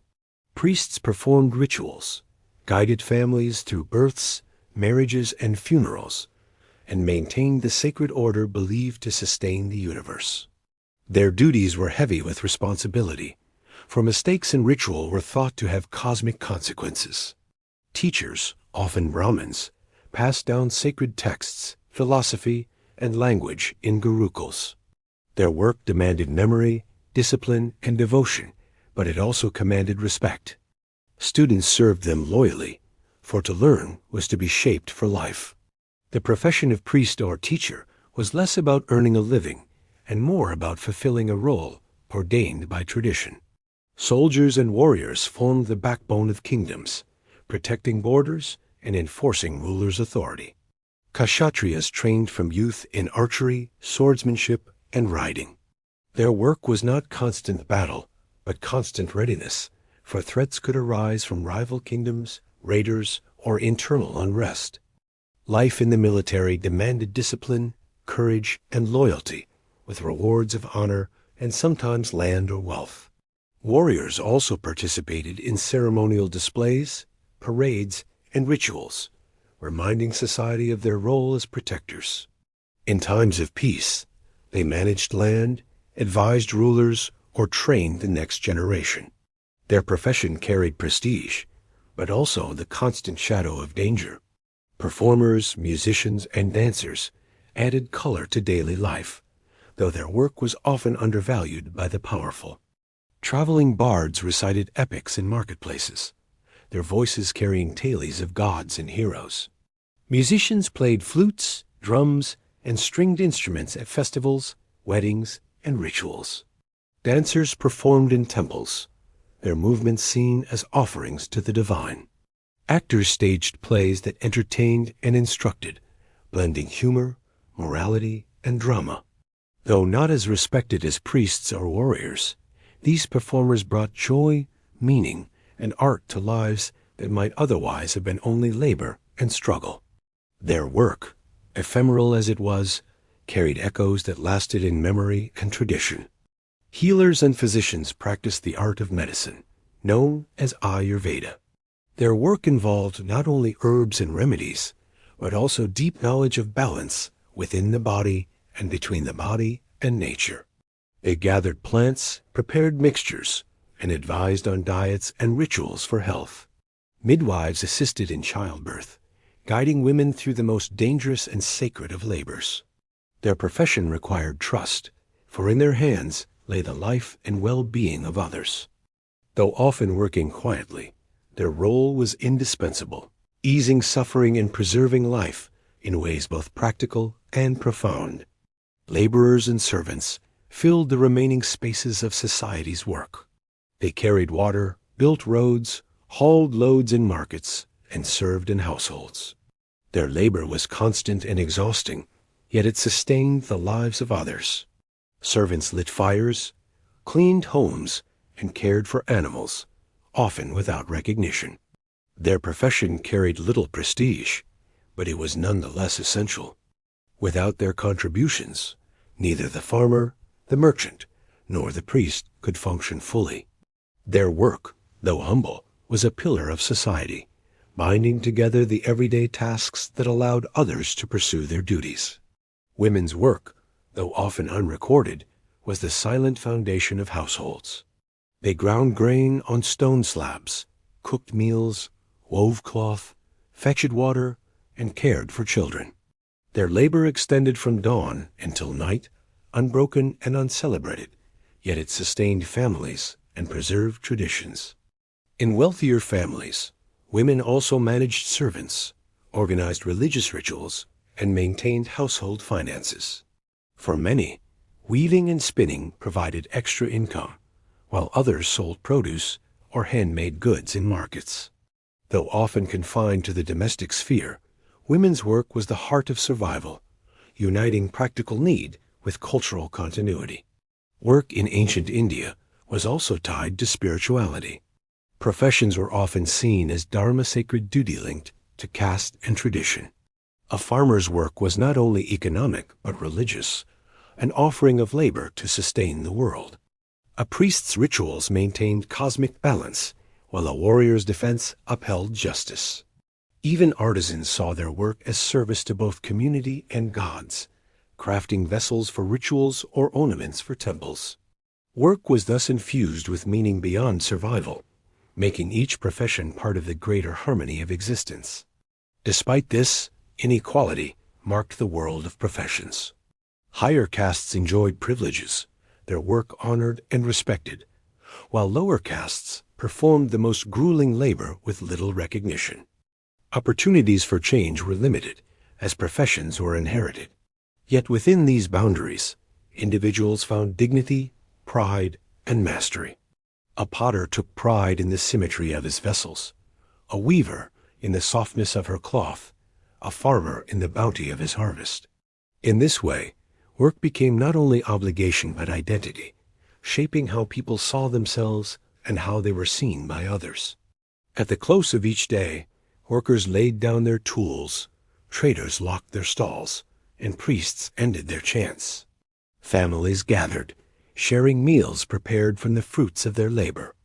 Though professions divided society, the experience of work united each person, contributing in their own way to the survival and flourishing of the community. Work was hardship, but it was also connection, a rhythm that tied people together across villages, towns, and cities. Thus, professions in ancient India were as diverse as the land itself. Farmers, artisans, traders, priests, warriors, healers, performers, laborers, and countless others formed a mosaic of activity, each vital, each carrying the weight of duty and the spark of skill. Their work fed the body, enriched the spirit, and sustained the continuity of civilization. To see them at their tasks is to see ancient India alive, not in monuments or battles, but in the steady, humble daily labor of its people. To understand daily life in ancient India, one must step into the world of religion, for it was not a separate sphere of life, but woven into every action, every meal, and every moment of the day. Spiritual practice shaped how people woke, how they worked, and how they rested. It guided their festivals and their laws, their family customs, and their view of the universe itself. Religion was not only about gods in distant heavens. It was about the sacred in rivers, trees, fire, and the very rhythms of existence. For the people of ancient India, life itself was a spiritual journey, and every breath carried echoes of devotion. The earliest foundations of religion in India can be traced to the Vedic traditions. The Rig Veda, one of the oldest known texts, contains hymns to gods like Agni, the fire, Indra, the warrior of the skies, and Varuna, the guardian of cosmic order. These deities embodied forces of nature, and rituals honored them with offerings of ghee, grains, and soma, a sacred drink. The fire altar, glowing in the dawn or under the night sky, became a bridge between humans and the divine. Priests recited mantras with precision, for each word was believed to hold power. In these rituals, people sought blessings for rain, prosperity, health, and harmony, believing that the gods responded to devotion with balance in the world. Over time, religious life expanded beyond the Vedas into more personal and philosophical traditions. The idea of dharma, one's duty, and moral order became central, shaping how people understood their roles in family, caste, and society. Karma, the law of cause and effect, taught that actions had consequences, not only in this life, but in future ones. Rebirth and liberation, or moksha, became profound goals of spiritual practice. Thus, religion was not only about ritual offerings, but also about how one lived, how one acted, and how one aspired toward freedom from the cycle of suffering. Daily rituals reflected these beliefs.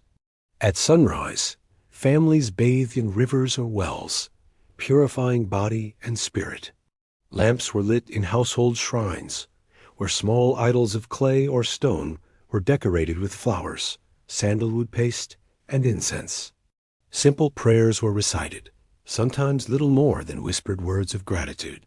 Meals were preceded by offerings of food to the gods, a reminder that nourishment came from divine grace. Even the act of breathing, walking, or speaking could be framed as spiritual practice when done with mindfulness and devotion. Religion in ancient India was less about set hours of worship and more about a continuous awareness of the sacred. Temples grew as centers of devotion and community. In early times, shrines were modest stones placed under sacred trees or small altars in village squares. As centuries passed, temples became grander, their towers rising into the sky, their walls covered with intricate carvings of gods, animals, and celestial beings. Devotees flocked to these spaces not only to pray, but to participate in festivals, to receive prasad, blessed food, and to feel part of a larger spiritual community.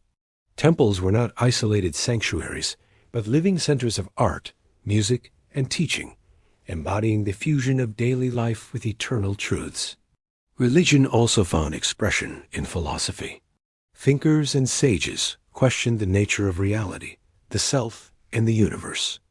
Schools of thought like Sankhya, Yoga, and Vedanta offered pathways to knowledge and liberation. Some emphasized meditation and discipline, others debate and reasoning. The Upanishads, philosophical texts that emerged after the Vedas, spoke of Brahman, the ultimate reality, and Atman, the eternal soul within. These ideas influenced daily practices, encouraging meditation, chanting, and reflection. Even ordinary people, though not philosophers, absorbed these teachings through stories, songs, and the guidance of priests and teachers. Pilgrimage was another form of spiritual practice. People traveled to rivers like the Ganges, believed to cleanse sins and grant blessings. Mountains like the Himalayas were seen as abodes of gods, drawing seekers into their vastness. Sacred cities like Varanasi became magnets for devotion, where thousands gathered to bathe in holy waters and offer prayers. Pilgrimage was both physical and spiritual, a journey that tested endurance while deepening faith. For many, the act of leaving home, traveling across landscapes, and returning transformed was itself a form of purification and renewal. Festivals brought religion into vibrant expression. Holi, with its colors and joy, marked the arrival of spring and the triumph of good over evil. Diwali, the festival of lights, celebrated the return of Rama, or the victory of light over darkness, with lamps glowing in every household. Harvest festivals gave thanks to the gods for abundance, while smaller village rituals honored local deities believed to guard crops and health. These celebrations filled the air with music, dancing, feasting, and offerings, uniting communities in collective devotion. For children, festivals meant sweets and play. For adults, They reaffirmed traditions and strengthened bonds of faith. Religion in ancient India was not confined to one path. While Vedic rituals dominated early times, new movements arose that emphasized devotion, meditation, or renunciation. Some people followed ascetics, wandering sages who gave up worldly ties to seek enlightenment. These ascetics lived in forests, caves, or on riverbanks, practicing meditation, fasting, and austerities. Their example reminded society that life's ultimate goal was not wealth or power, but liberation. Even ordinary villagers, though unable to renounce the world, respected these holy men and often offered them food or shelter, seeing their lives as sacred sacrifices for the good of all. The diversity of spiritual practice also included the rise of new religions like Buddhism and Jainism, which emerged in response to questions about ritual and caste. The Buddha taught a path of moderation, compassion, and mindfulness, while Mahavira emphasized nonviolence and discipline. These movements attracted followers across castes and regions, offering alternative ways to seek liberation. Their monasteries became centers of learning and refuge, influencing the spiritual landscape of India for centuries. Even those who did not formally join these paths felt their influence in the growing emphasis on compassion, simplicity, and ethical living. Music, art, and literature carried religious expression into daily life. Hymns were sung at dawn and dusk, drums and flutes accompanied temple rituals, and dancers performed sacred movements as offerings to the gods. Epics like the Ramayana and Mahabharata wove religious themes into stories of love, duty, and war, captivating audiences while teaching moral lessons. These stories were not confined to texts. They were recited by bards, painted on walls, carved into stone, and acted out in plays. Through them, religion became not only philosophy, but living narrative, shaping the imagination of generations. For families, religion was woven into the simplest acts. A mother teaching her child to recite a prayer, a father lighting a lamp before meals, a grandmother telling a story of Krishna's mischief. These moments carried the weight of tradition. Faith was not only in temples or rituals, but in the daily gestures that connected people to gods, ancestors, and community. The home itself became a temple, where shrines glowed softly at night, reminding families of the presence of the sacred in their midst. Religion also offered comfort in times of hardship. When drought struck, families prayed for rain. When illness spread, offerings were made to healers and gods alike. Death was met with rituals that honored the departed and sought peace for their souls. Belief in rebirth softened the pain of loss, reminding the living that life was a cycle and that the soul continued its journey. Faith gave meaning to suffering, turning despair into endurance and endurance into hope. Thus, religion and spiritual practice in ancient India were not distant or occasional. They were woven into the very fabric of daily life. They guided how people woke, how they ate, how they worked, and how they dreamed. They shaped community and identity, bound families together, and connected individuals to the vastness of the universe. To live in ancient India was to live in constant conversation with the sacred, where every river, tree, star, and flame was a reminder of the divine presence in the world.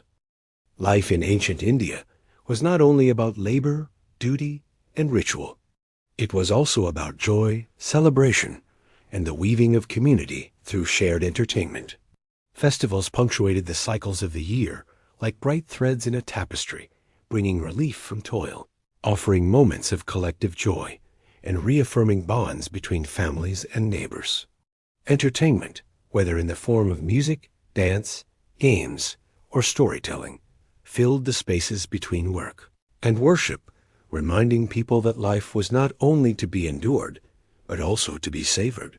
To step into ancient India is to hear the beat of drums during festivals, to see lamps glowing in the night, and to imagine the laughter of children chasing each other through crowded streets.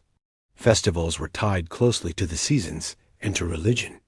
Agricultural life meant that sowing and harvesting shaped the rhythm of celebrations. When fields were planted or when harvests were gathered, entire villages came together in gratitude. Offerings were made to gods for rain, for fertility, and for protection from pests and disease. Rituals honored the cycles of nature, reminding people that survival depended on forces beyond their control. In the midst of this, joy erupted. Music, feasting, and dance transformed labor into celebration. Festivals turned the uncertainty of nature into moments of hope, binding communities together in gratitude and anticipation. One of the most beloved festivals was Diwali, the Festival of Lights. Even in ancient times, it was celebrated with rows of clay lamps flickering at dusk, their glow pushing back the darkness of night.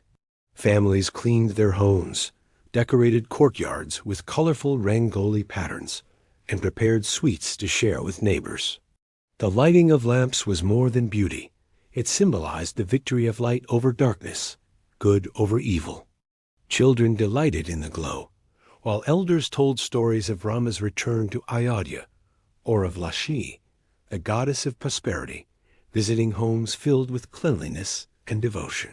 For a few nights, the world seemed brighter, filled with laughter and the warmth of shared celebration.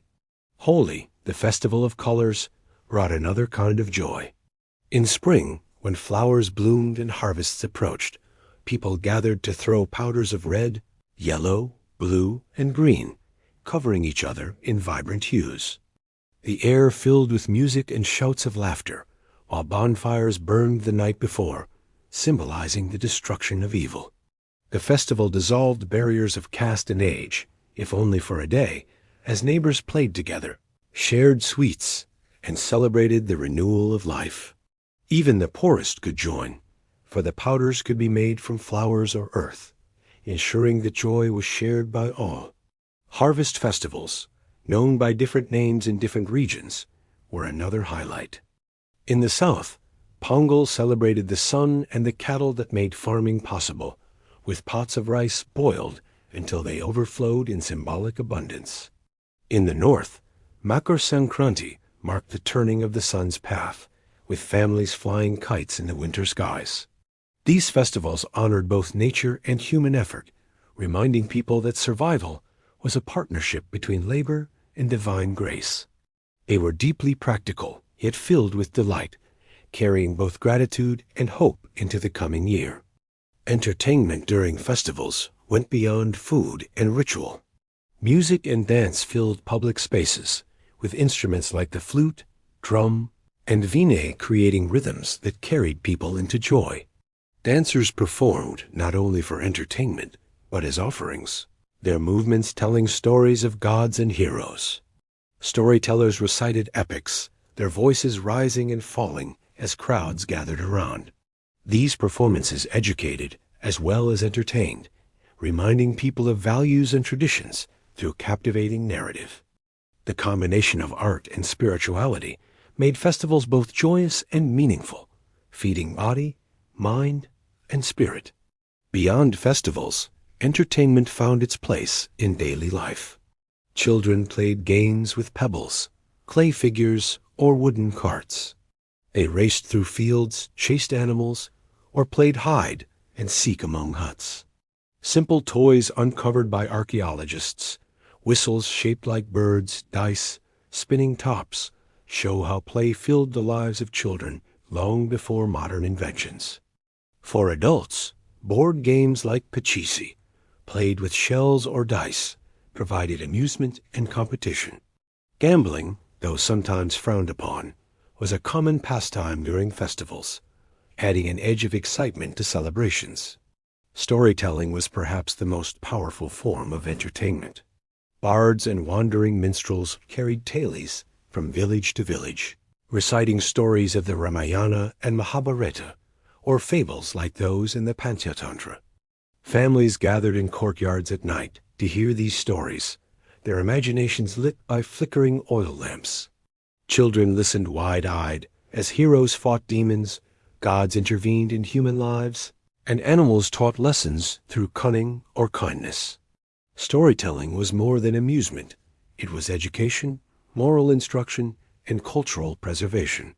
Through these stories, values of loyalty, courage, and devotion were passed from one generation to the next. Music, too, was everywhere. Farmers sang as they worked, their voices rising across the fields. Women sang while grinding grain or drawing water, their songs weaving rhythm into labor. Children sang while playing, and priests chanted hymns at dawn and dusk. Instruments accompanied these songs, from the simple beat of a drum to the complex melodies of the vina. Music was not confined to temples or festivals. It was part of daily life, softening toil, lifting spirits, and binding communities through shared sound. Dance often accompanied music, with movements that were graceful, symbolic, and expressive. Temple dances told stories of gods, their gestures carrying layers of meaning understood by devotees. Folk dances celebrated harvests, marriages, or victories, with groups moving in circles, stamping feet, and clapping hands in unison. Dance was both performance and participation, inviting everyone into the rhythm of joy. For those watching, it was beauty. For those dancing, it was release, a way to forget hardship and embrace the moment. Entertainment also came in the form of festivals dedicated to animals or nature. Cattle were decorated with garlands, their horns painted, their importance in farming honored with rituals and play. Rivers and trees were celebrated with offerings, recognizing their life-giving presence. These festivals blurred the line between work, worship, and entertainment, showing how interconnected all aspects of life were in ancient India. To celebrate was not to escape from life, but to embrace it more fully, acknowledging the sacred in every element of existence. At night, when festivals ended and entertainment quieted, the joy lingered. Families carried home sweets, lamps flickered in windows, and songs echoed faintly in the distance. Even in ordinary times, the memory of festivals sustained spirits, reminding people that life was not only duty, but also celebration.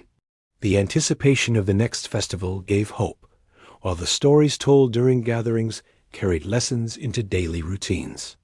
Entertainment and festivals were not distractions from life. They were life woven into its very fabric. Thus, festivals and entertainment in ancient India reveal a society that valued joy as much as duty, community as much as individuality. They provided balance, lifting spirits in the midst of hardship, creating unity across divisions, and preserving traditions through joy. To imagine them is to see lamps glowing, colors flying, dancers moving, and storytellers speaking under starlit skies. In these moments, ancient India was not only surviving, it was celebrating, finding beauty and meaning in the cycles of time. In ancient India, the care of the body and the healing of illness were seen not merely as practical concerns, but as sacred duties. Health was connected to balance between the elements, between body and spirit, and between human beings and the natural world around them. To imagine daily life fully, we must step into the world of healers, midwives, herbalists, and physicians, and see how they sought to preserve life, ease suffering, and align the body with the rhythms of nature. Medicine was science, but it was also philosophy, spirituality, and tradition, woven into the fabric of existence.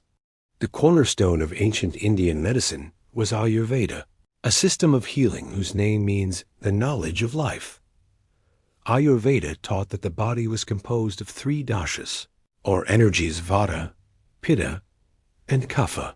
Each person was born with a unique balance of these forces, and health depended on keeping them in harmony.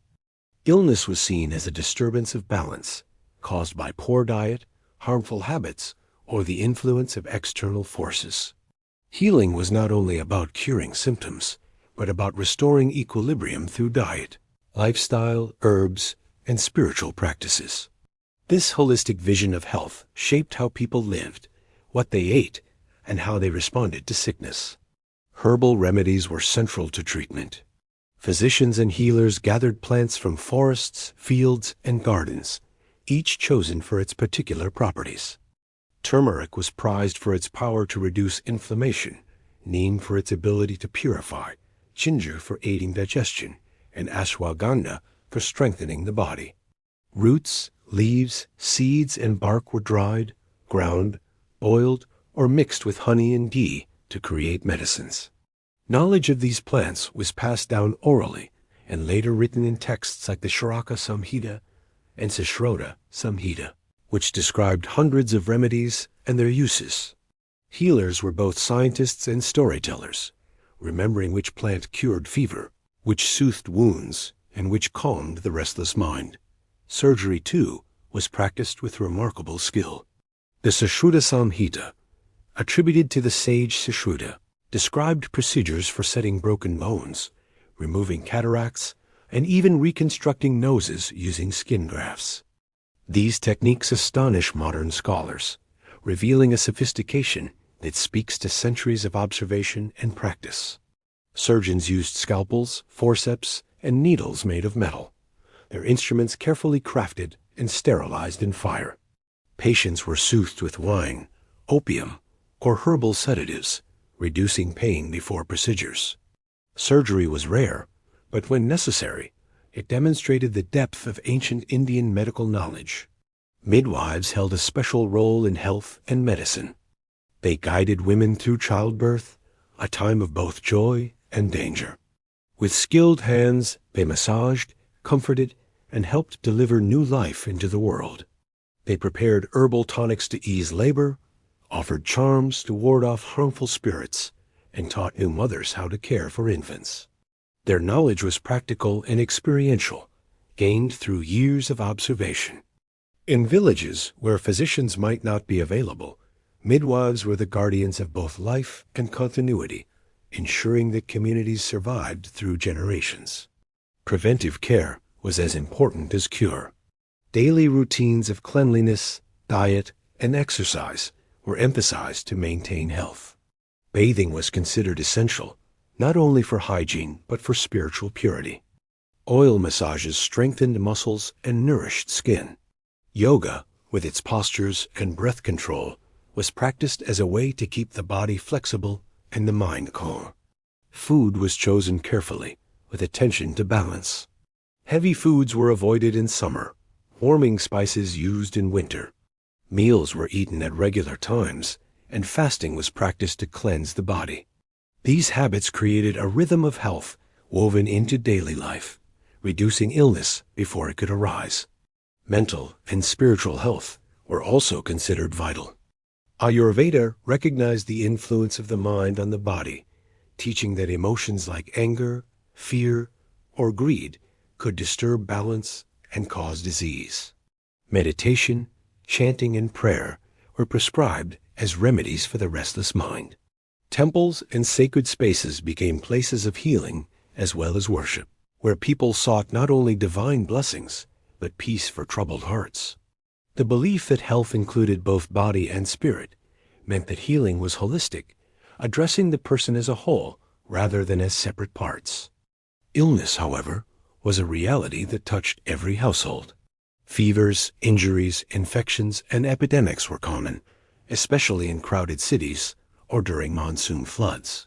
Families turned first to home remedies: ginger for coughs, neem for wounds, warm milk with turmeric for weakness.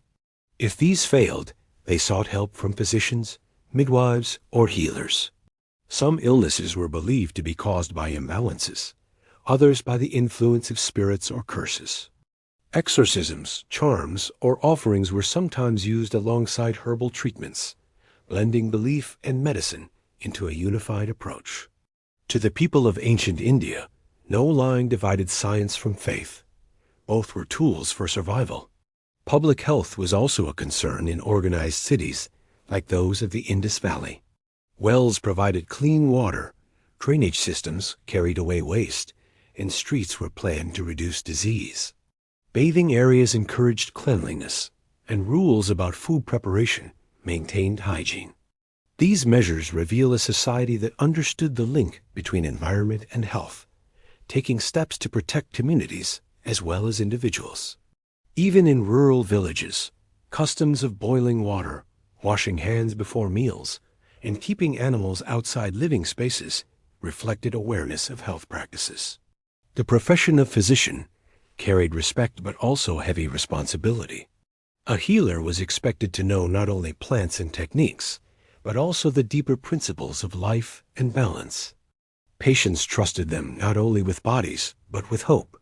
Texts advised that a physician should be pure of character, gentle of speech, and devoted to compassion.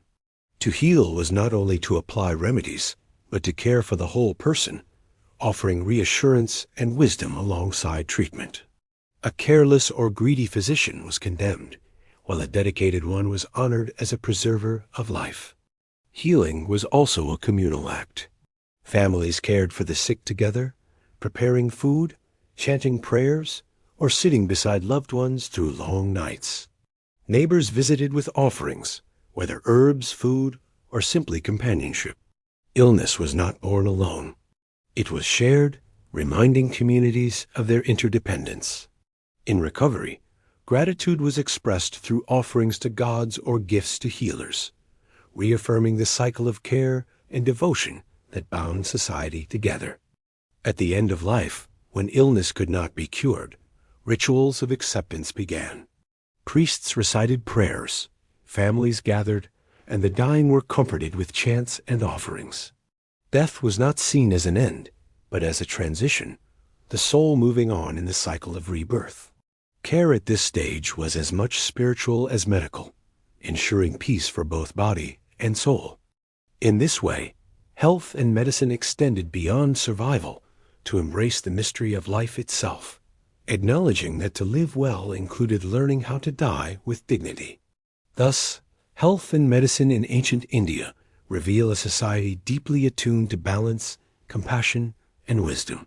Healing was not only the work of physicians, but of families, communities, and even gods. Remedies came from forests and fields, from texts and tradition, from prayer, and from practice. To live was to seek harmony within oneself and with the world, and to heal was to restore that harmony when it was broken. In every home, every village, and every city, the pursuit of health was a daily rhythm, as essential as food or shelter, guiding people toward lives of endurance, resilience, and meaning. In the daily life of ancient India, order was not kept by chance. Communities large and small were guided by customs, traditions, and laws that ensured people lived together in harmony. Justice was more than punishment, it was balance, a way of keeping society aligned with Dharma, the moral order that held the universe together. To step into this world is to hear the voices of village councils beneath the shade of great trees, to see kings seated in halls of judgment, and to imagine priests and scholars reciting laws written on palm leaves. Law and justice were not abstract ideas. They were woven into the fabric of daily life, shaping how people lived, worked, and related to one another. The foundation of justice was Dharma, a concept that extended beyond human law. Dharma meant duty, righteousness, and the proper order of things. A farmer following his trade, a priest performing rituals, a warrior defending the land, all were fulfilling Dharma.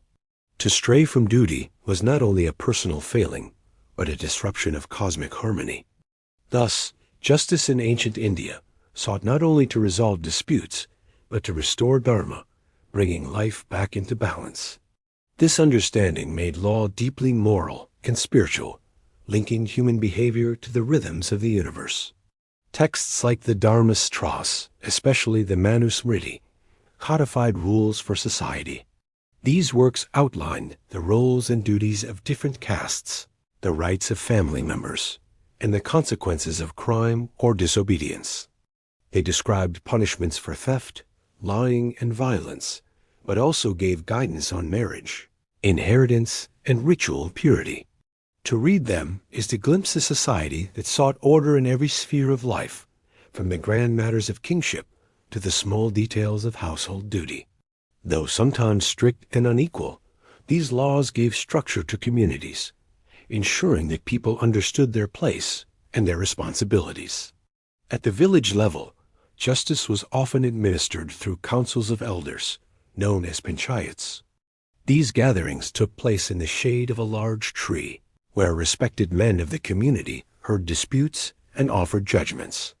The atmosphere was less that of a court and more that of mediation, with the aim of preserving peace and unity among neighbors. Disputes over land, water, or debts were common, as were disagreements within families. The elders listened carefully, consulted traditions, and sought solutions that would restore harmony. Their authority came not from written law, but from respect, and their decisions were accepted because they embodied the collective wisdom of the community. Kings and rulers, however, were the ultimate guardians of justice. In royal courts, disputes of greater importance were heard, crimes punished, and policies enforced. The king was seen as the upholder of Dharma on earth, responsible not only for protecting his people, but for ensuring fairness. Advisors, priests, and scribes supported him, offering interpretations of law and recording judgments. Justice in royal courts could be formal, with witnesses, oaths, and written documents, but it was also infused with ritual, reminding all present that justice was divine as well as human. The image of a king sitting in a hall of stone, listening to petitions and pronouncing judgments, embodies the weight of authority that justice carried. Punishments varied depending on crime, caste, and circumstance. Theft might result in fines, the return of stolen goods, or public humiliation. Violence could bring corporal punishment, exile, or even death in severe cases. Yet justice was not only about punishment. Restitution and reconciliation were often emphasized. A farmer who damaged his neighbor's field might repay with grain or labor, restoring not only loss, but trust. In this way, law was practical, seeking to repair relationships as much as to deter wrongdoing. The goal was not vengeance, but balance, a restoration of harmony that allowed life to continue smoothly. Religion and law were closely intertwined. Many offenses were not only crimes, but sins, polluting both the individual and the community. Rituals of purification were prescribed alongside punishments, ensuring that both body and spirit were cleansed. Priests played a role in this process, advising on expiations, sacrifices, or acts of charity that could restore purity. This blending of law and religion made justice deeply moral, reminding people that actions carried consequences not only in this life, but in future rebirths. To obey the law was to align with cosmic order. To disobey was to invite disorder into one's soul and society alike. Inequality was built into the system, for laws often varied by caste and gender. A crime committed by a high caste person might bring lighter punishment than the same act committed by a lower caste individual. Women's rights were often limited, with laws placing them under the authority of fathers, husbands, or sons. These inequalities reveal a society where justice was tied to hierarchy, reflecting the rigid structures of caste and family.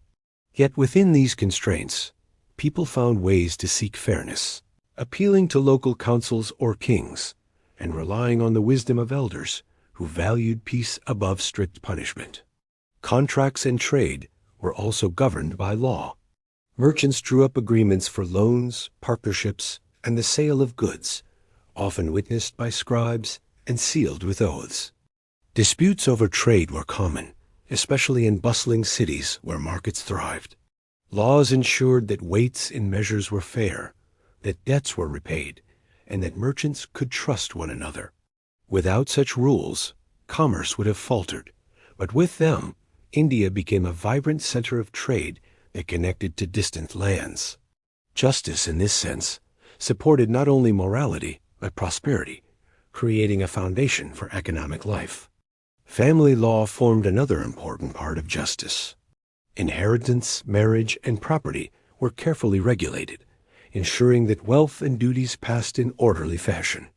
Sons inherited land and titles, while daughters received dowries at marriage. Disputes within families were often heard by elders or priests, who reminded all of the sacred duties binding kin together. Divorce was rare, but separations did occur, handled with rituals and restitution. In all cases, the aim was to preserve family harmony, for the family was seen as the cornerstone of society. Justice in the household reflected justice in the cosmos. Both needed order to flourish. Justice also extended to protection of the vulnerable. Though not always perfectly enforced, law spoke of kindness to animals, fairness to servants, and care for the poor. Acts of charity were encouraged, not only as moral duties, but as expiations for wrongdoing. Kings were advised to protect widows and orphans, to ensure safety on roads, and to support those struck by famine. While reality often fell short of ideals, these teachings reveal a vision of justice that embraced compassion as well as punishment, seeking to create a society where even the weakest could survive. At night, when village disputes were settled, when royal courts were silent, and when families returned to their homes, justice lingered in the air as a sense of order. People slept knowing that their disputes had been heard, their wrongs addressed, and their duties reaffirmed. The presence of law, whether in the form of elders under a tree or a king in his court, gave reassurance that life had structure, that chaos was held at bay, and that the world moved according to Dharma. Justice, in this sense, was not distant but intimate, present in every relationship, every contract, and every prayer. Thus, law and justice in ancient India were not only systems of control, but expressions of a deeper vision of harmony. They sought to balance individual actions with social order, human needs with divine law, and punishment with reconciliation. They reflected both the ideals and the inequalities of their time, shaping how people lived and how they understood their place in the universe. To walk through an ancient Indian village or city was to see justice alive, not only in courts or councils, but in the very fabric of daily life, where every action was measured against the eternal scale of Dharma. Life in ancient India was not confined to villages and cities alone. Roads, rivers, and seas connected people across distances, carrying goods, ideas, and stories from one region to another. Travel and trade were essential threads that wove the subcontinent into a vast and vibrant tapestry, linking farmers with merchants, artisans with distant markets, and kingdoms with foreign lands. To imagine daily life fully, we must picture dusty caravans moving along ancient roads, boats gliding down broad rivers, markets bustling with goods from afar, and the quiet determination of travelers making their way across mountains, forests, and seas. Travel within India began with footpaths and roads that connected villages to nearby towns. Farmers carried grain, vegetables, and firewood to local markets, balancing baskets on their heads or leading carts pulled by oxen.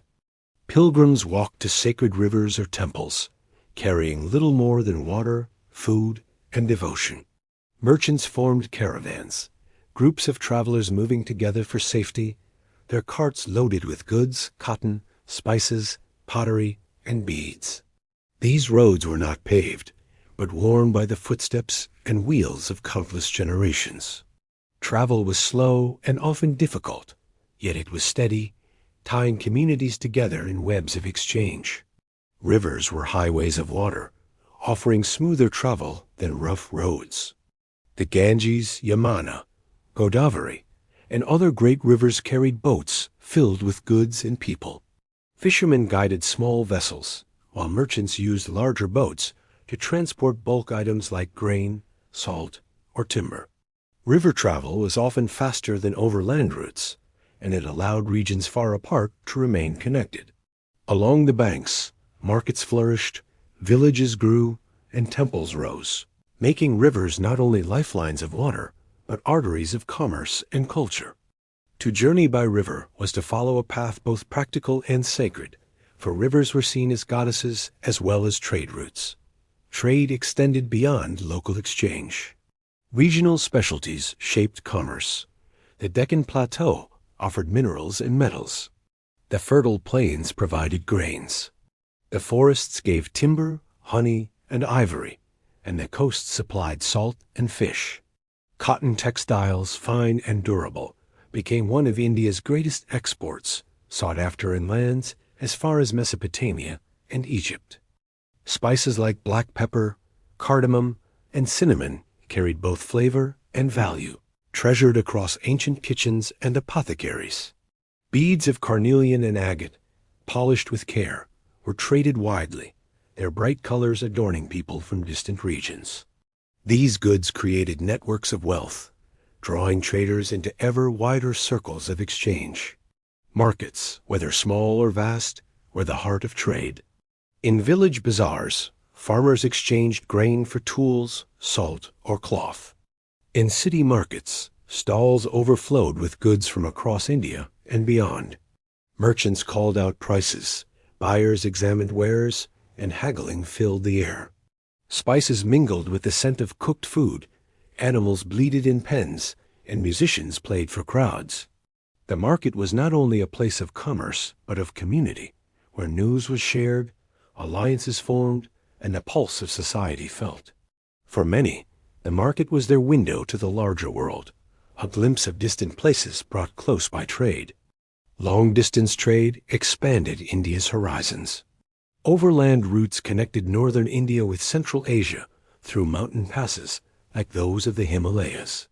Caravans of camels and oxen carried silk, horses, and precious stones in exchange for Indian spices, cotton, and ivory. Across the seas, Indian ships sailed the Arabian Sea and the Bay of Bengal, reaching Mesopotamia, East Africa, and Southeast Asia. The monsoon winds, predictable in their rhythm, became allies of sailors, carrying ships outward in one season and back in another. Indian merchants learned to read the stars, the winds, and the currents, mastering the seas that linked civilizations. Foreign travelers, too, came to India, bringing with them goods, stories, and curiosity. Greek and Roman accounts spoke of India's wealth in spices, textiles, and gems.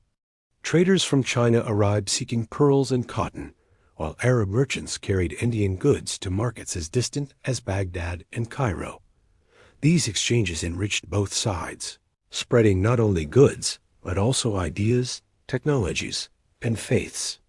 Buddhism, for example, spread to Southeast Asia along trade routes, carried by monks and merchants alike.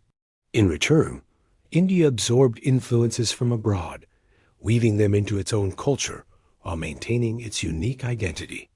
Travel was not without hardship. Roads were rough, weather unpredictable, and forests filled with dangers. Bandits threatened caravans, storms endangered ships, and sickness struck travelers far from home. Yet despite these challenges, the drive to trade and travel persisted. The rewards were too great: wealth for merchants, knowledge for scholars, and blessings for pilgrims. Communities along trade routes benefited as well, offering food, shelter, and protection to travelers, and growing prosperous in the process. Inns, wells, and rest houses were built by kings, merchants, and charitable individuals, easing journeys and earning gratitude. Pilgrimage was a special form of travel, blending devotion with endurance. Pilgrims walked for days or weeks to reach sacred rivers, mountains, or temples. They carried offerings of flowers, food, or coins, seeking blessings, healing, or spiritual merit. Pilgrimage routes became well-trodden paths, linking villages and regions through shared faith. Along the way, pilgrims met strangers who became companions, exchanging stories and prayers. For many, the journey was as meaningful as the destination, transforming both body and spirit. Pilgrimage revealed that travel was not only about trade or necessity, but about connection to the divine. Kings and rulers recognized the importance of trade and supported it with laws and protections. Taxes were collected on goods passing through borders, providing revenue for kingdoms. Forts and patrols guarded major routes, reducing the threat of bandits. Ports were built along coasts, their harbors filled with ships from distant lands. Markets were regulated to ensure fair weights and measures, building trust in commerce. By supporting trade, rulers strengthened their economies, enriched their courts, and spread their influence across regions. In this way, governance and commerce worked hand in hand, shaping the prosperity of kingdoms. For the ordinary person, trade meant access to goods beyond their village or town. A farmer might use salt from the coast, a pot made by artisans in another region, or cloth woven hundreds of miles away. These items connected daily life to the larger world, showing how travel and trade reached even the humblest homes. The spices that flavored food, the beads that adorned children, or the cloth that clothed families, carried with them the story of long journeys, distant lands, and the tireless movement of human effort. At night, when caravans rested by campfires, when ships anchored near coasts, and when markets closed their stalls, trade did not truly sleep. Goods waited to be sold, travelers dreamed of distant lands, and the hum of commerce lingered in the air. For as long as people sought to survive and to prosper, travel and trade continued, weaving connections that reached beyond borders and generations. Thus, travel and trade in ancient India reveal a civilization not isolated, but deeply connected to its own regions, to its neighbors, and to the wider world. Roads and rivers, caravans and ships, markets and ports, all formed the arteries of a living society. Through them flowed not only goods, but stories, faiths, and friendships. To walk these paths or sail these seas was to be part of a larger human journey, one that bound people together in the endless exchange of life itself. Though much of daily life in ancient India revolved around farming, trade, and family, the presence of warriors and the shadow of warfare were never far away. Kingdoms rose and fell, borders shifted, and rulers relied on armies to defend, expand, and maintain their power. For ordinary people, warriors represented both protection and danger protectors of their lands, but also reminders that conflict was always possible. To imagine ancient India fully, we must picture soldiers training in courtyards, elephants clad in armor, kings commanding from thrones, and the clash of weapons on dusty plains. Yet even here, the rhythms of war were deeply tied to dharma, honor, and tradition. The warrior class, the kshatriyas, held a respected place in society. From childhood, boys in these families were trained for discipline, courage, and strength. Archery was taught early, the bow considered a noble weapon, requiring focus and mastery. Spears, swords, and shields followed, along with training in riding horses and controlling elephants. Martial skills were accompanied by lessons in law and governance, for a true warrior was expected not only to fight, but to rule with justice. Their daily lives blended exercise, study, and ritual, shaping them into protectors of both land and dharma. Weapons themselves were crafted with care and artistry. Boughs of bamboo or horn, strung with sinew, could send arrows flying across fields. Spears and lances, tipped with iron, were designed for both hunting and battle. Swords gleamed in the sun, curved or straight, their edges sharpened by blacksmiths who passed down secrets of forging through generations. Shields of wood, leather, or metal bore patterns and symbols, reminders of family honor or divine protection. Each weapon carried not only physical power, but symbolic meaning, linking warriors to gods and ancestors who had wielded arms before them. Elephants played a unique role in Indian warfare. Massive and imposing, they were trained to charge into battle, scattering enemies with their size and strength. Armored in metal plates, guided by skilled mahouts, they carried warriors on their backs, creating platforms from which archers and spear-bearers could fight. To see elephants advancing was to face living towers of power, their trumpeting echoing across fields. Horses, too, became essential, pulling chariots in early times and later serving as mounts for cavalry. A combination of elephants, horses, and foot soldiers gave Indian armies diversity and strength, blending speed, endurance, and sheer force. Discipline was the heart of the warrior's life. Training began at dawn, with drills in weapons, formations, and endurance. Physical strength was balanced with mental focus, often supported by rituals of meditation or prayer. Warriors were taught not only to fight, but to control fear, to respect opponents, and to act with honor. Cowardice was condemned, but reckless cruelty was also frowned upon. The ideal warrior fought for duty, not for selfish gain, aligning his actions with dharma. This code elevated warfare from mere violence to a moral act, though in practice, the chaos of battle often tested these ideals. Kings were central to warfare, for they were both leaders and symbols of the realm. Seated in great halls, they listened to advisors, priests, and generals, planning campaigns with care. Their decisions determined the fate of armies and the safety of their people. Some kings led battles personally, riding into combat with banners flying, their presence inspiring courage. Others commanded from behind lines, ensuring strategy and coordination. Victory brought glory and wealth, while defeat could mean exile, humiliation, or death. The stakes were immense, and the burden heavy, for a king's success or failure rippled through the lives of all his subjects. Armies were not composed only of nobles. Farmers, laborers, and commoners were often recruited in times of war, swelling the ranks of soldiers. Some fought for pay, others for duty, and some simply because they were compelled. Mercenaries from distant lands sometimes joined, bringing new skills and weapons. Together, these diverse groups formed the strength of kingdoms, united under banners, chanting prayers before marching into conflict. Life in the army was harsh long marches, meager rations, and constant uncertainty. Yet bonds of camaraderie grew, forged in the shared experience of hardship and danger. Battles were often staged on open plains, with armies lined in formations, drums beating, and conch shells sounding across the field. War elephants advanced, cavalry circled, and foot soldiers pressed forward with shields and spears. The noise was immense, the clash of metal, the cries of men, the trumpeting of elephants, and the shouts of commanders. Dust rose in clouds, obscuring sight, while banners tried to hold order amidst chaos.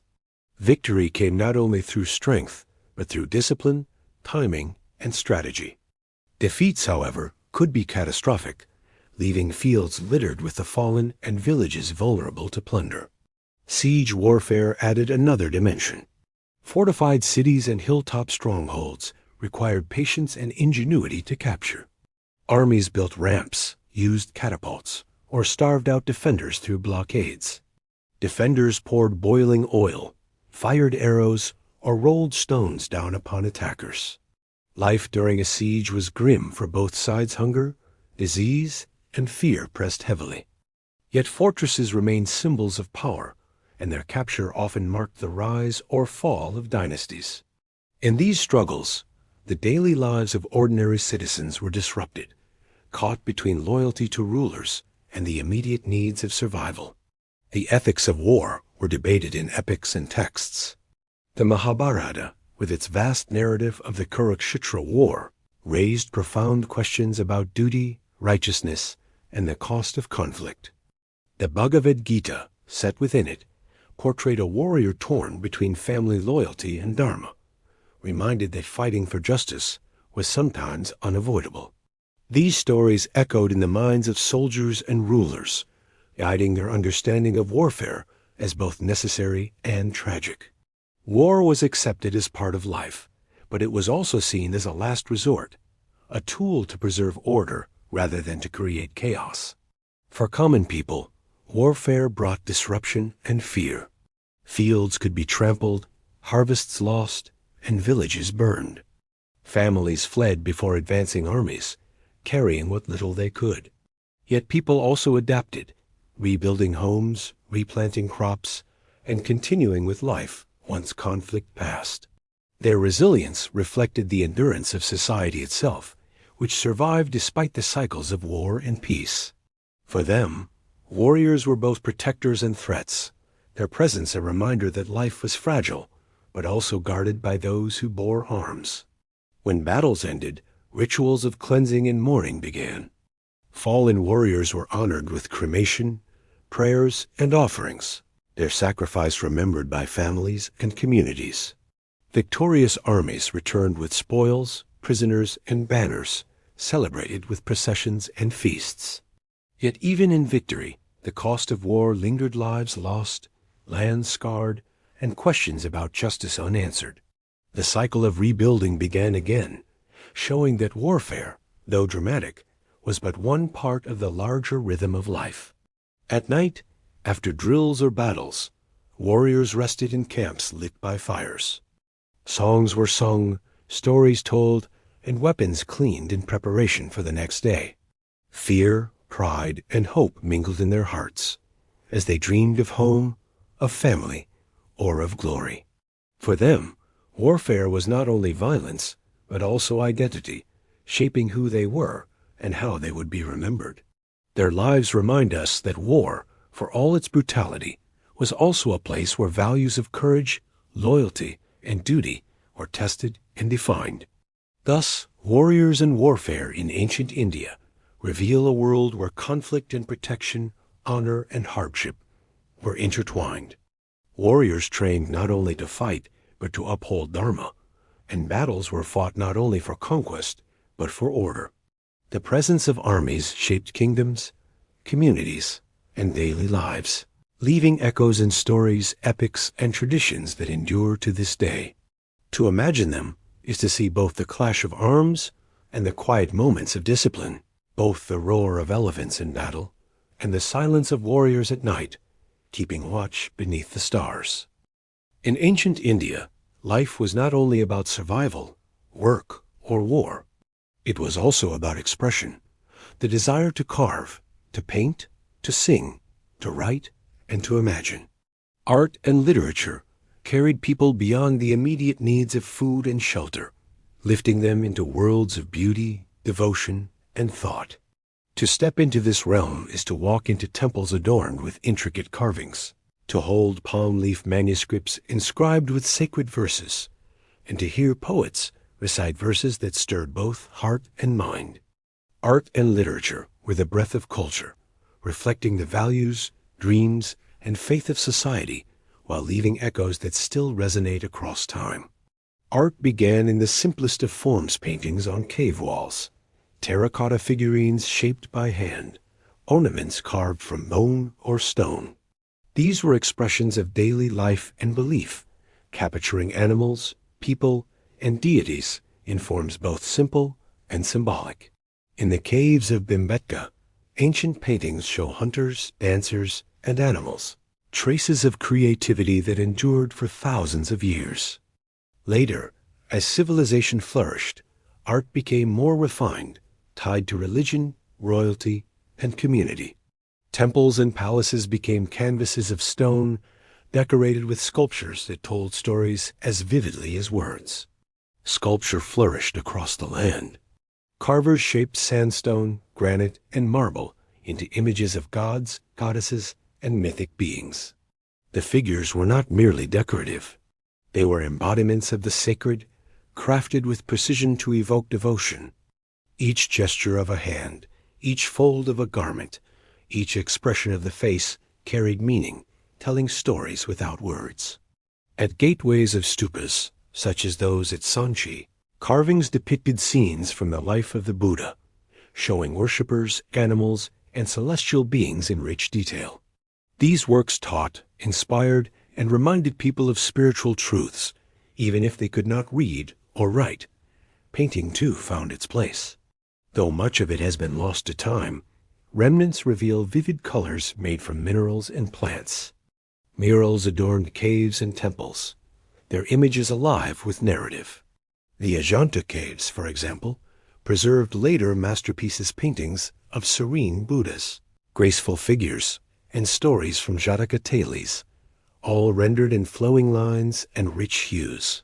To stand before them is to glimpse the artistry that must once have filled halls, homes, and shrines across the land.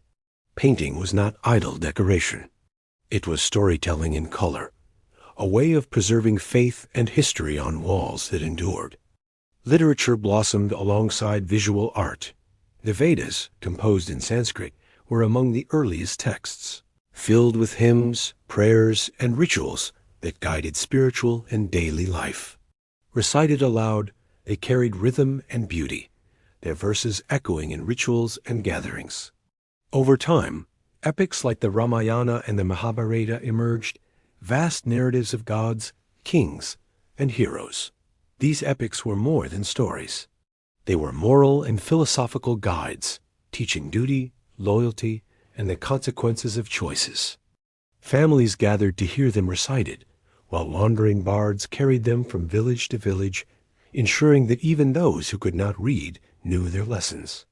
Poetry and drama expanded the literary tradition. Sanskrit poets like Kalidasa composed verses of extraordinary beauty, blending nature, love, and philosophy. His works, such as Shakuntala, celebrated human emotions while connecting them to cosmic themes. Dramas were performed in courts and public spaces, with actors bringing stories to life through dialogue, gesture, and song. Audiences laughed, wept, and reflected as they watched, experiencing art not as a distant form, but as living performance. Literature thus became part of daily life, accessible through recitation, performance, and oral tradition. Prose and scholarship added other dimensions.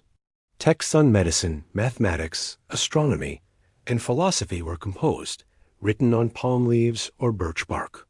These works combined observation with imagination, science with spirituality. The Panchatantra, a collection of animal fables, used simple stories to teach profound lessons of wisdom, strategy, and morality. Children delighted in tales of clever rabbits and foolish lions, while adults absorbed the deeper truths hidden within. Literature was never only for entertainment. It was a vessel for knowledge, guiding individuals and shaping society. Music and dance were also forms of literature and art, for they told stories through sound and movement. Hymns were sung with melody, accompanied by instruments like the veena, drums, and flutes. Dancers in temples embodied myths through graceful gestures, their movements codified into symbols that conveyed entire narratives. Together, music and dance created performances that blended devotion with entertainment, keeping stories alive in ways that words alone could not. In villages, folk songs and dances carried simpler forms of art, celebrating harvests, marriages, or victories with joy and rhythm. Art was not limited to the sacred or royal. Everyday objects bore beauty. Pots were painted with patterns, textiles woven with intricate designs, jewelry adorned with tiny carvings. Even tools and weapons were sometimes decorated, reflecting the belief that beauty and function could coexist. For artisans, art was work, but it was also pride, a chance to create something that honored both tradition and creativity. Their efforts filled homes and markets with color and form, ensuring that beauty touched every level of life. Patronage played a vital role in the flourishing of art and literature. Kings supported poets, dramatists, and artists, filling their courts with talent. Temples became centers of creativity, commissioning sculptures, paintings, and performances. Wealthy merchants sponsored works as acts of devotion or as legacies for future generations. This support allowed artists to devote themselves to their crafts, enriching society with creations that endured. Without patronage, much of this art would not have been possible. With it, India became a beacon of creativity known across the ancient world. Yet art and literature were not only for the elite. Oral traditions ensured that stories, songs, and performances reached ordinary people. Folk tales, proverbs, and lullabies carried wisdom from generation to generation, often in simple yet profound forms.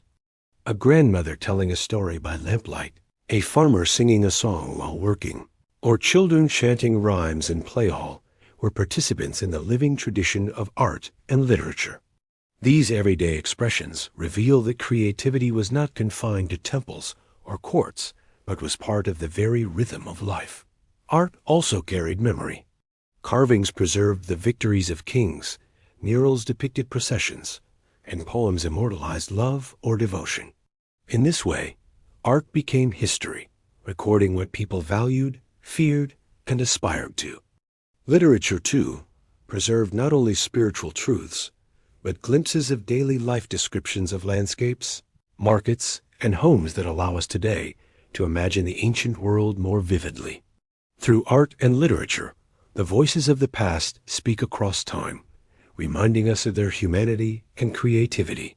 At night, when the day's labor ended, art and literature offered solace. Families gathered to hear stories, musicians played gentle tunes, and dancers moved in temple courtyards lit by oil lamps. Children drifted to sleep with lullabies, while elders reflected on verses of wisdom.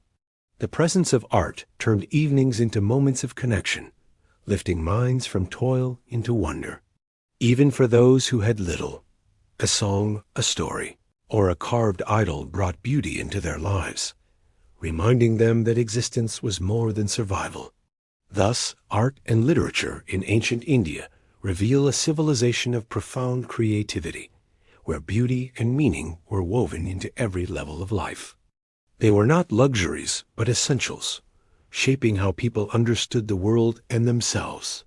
Through sculpture, painting, poetry, drama, music, and storytelling, the people of ancient India expressed their devotion, their wisdom, and their joy. To imagine their world is to see temples glowing with carvings, to hear poets reciting verses under starlit skies, and to feel the rhythm of drums echoing across fields. Art and literature were the soul of society, giving voice to its dreams and ensuring that its legacy endured. In the bustling villages and grand cities of ancient India, knowledge was not a luxury, but a way of life. Curiosity about the world, about the stars above, the earth beneath, the body within, and the unseen forces around shaped how people lived, thought, and worked. Science and knowledge were not divided into narrow subjects, but woven into religion, philosophy, and daily practice. To explore this world is to walk into schools where children recited texts, into monasteries where monks debated the nature of reality, and into workshops where craftsmen perfected skills that blended art with science. Knowledge was seen as a form of power, but also as a path to harmony, guiding individuals toward truth and society toward progress. Mathematics held a special place. The concept of zero, a seemingly simple symbol, emerged in India and transformed human thought. Zero was not only a number, but an idea emptiness given form, the foundation for calculations that stretched beyond simple counting. Alongside zero, the decimal system developed, allowing numbers to be expressed with efficiency and clarity. This system, which spread across the world, remains the foundation of mathematics today.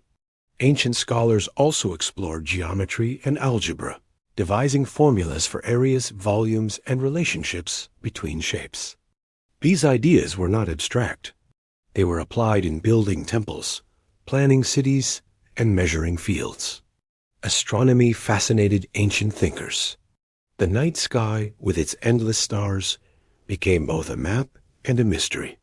Scholars tracked the movements of the sun, moon, and planets, predicting eclipses and charting calendars. They understood that the Earth was round and that it rotated on its axis, insights far ahead of their time. The Surya Siddhanta, a key astronomical text, described planetary motions with remarkable accuracy. For ordinary people, astronomy guided rituals, festivals, and farming, for the position of stars and the timing of seasons determined when seeds were sown and when prayers were offered. The heavens were both practical and sacred, uniting science with devotion. Medicine, as we saw in Ayurveda, was another field where science and philosophy merged. Physicians studied anatomy, diagnosed illnesses, and prescribed treatments rooted in both observation and tradition.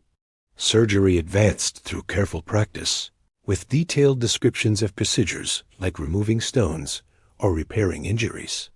Knowledge of plants, minerals, and animal products created a vast pharmacopoeia, allowing healers to respond to a wide range of conditions. Unlike modern science, medicine in ancient India did not separate the body from the spirit, but saw both as connected.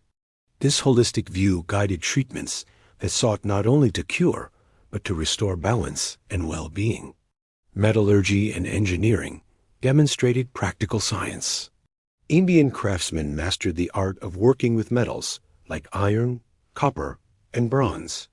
The famous iron pillar of Delhi, resistant to rust after centuries, testifies to their skill in forging and alloying. Techniques for making steel, known as woots, spread from India to other lands, influencing weapon making across the ancient world. Engineering was applied in irrigation systems, wells, and reservoirs, ensuring water for fields and cities. Roads were planned, bridges built, and forts constructed with precision. These achievements reveal a society that combined practical needs with technical ingenuity, using knowledge to sustain and protect life. Philosophy was itself a form of science, though expressed in terms of ultimate questions rather than material experiments. Thinkers of the Upanishads explored the nature of reality, asking whether the world was illusion or truth, whether the self was separate or one with the cosmos. Schools of thought like Nyaya focused on logic, developing rules of reasoning that structured debate. Others, like yoga, emphasized discipline of body and mind as a means to knowledge. These philosophical explorations were not abstract musings, but shaped how people lived, prayed, and sought meaning. Knowledge was valued not only for its use, but for its ability to guide the soul toward liberation. Education sustained the pursuit of knowledge. Gurukuls, where students lived with teachers, taught not only sacred texts, but grammar, mathematics, astronomy, and ethics. Monasteries, especially Buddhist and Jain institutions, became great centers of learning. Nalanda, one of the most famous universities of the ancient world, drew students from across Asia, offering teachings in philosophy, medicine, and logic. Monks debated in courtyards, copied manuscripts in libraries, and studied under renowned teachers. Knowledge was shared, preserved, and expanded in these centers, making India a hub of intellectual life that influenced cultures far beyond its borders. Literature also preserved knowledge. Texts like the Arthashastra, attributed to Chanakya, outlined principles of statecraft, economics, and warfare, blending practical advice with deep insight. The Kama Sutra, often misunderstood today, explored not only love and pleasure, but the arts of living harmoniously. Religious texts like the Jatakas and Puranas combined myth with history, embedding lessons in narrative. Knowledge was not confined to dry manuals, but infused into stories, proverbs, and poetry, ensuring it reached people of all walks of life. Even children learned through tales that blended wisdom with entertainment. Knowledge was practical, guiding daily activities. Farmers read the skies for rain, artisans measured with precision, and merchants calculated profit and loss with skill. Women, too, preserved knowledge in households, recipes for health, rituals for protection, and songs that taught values.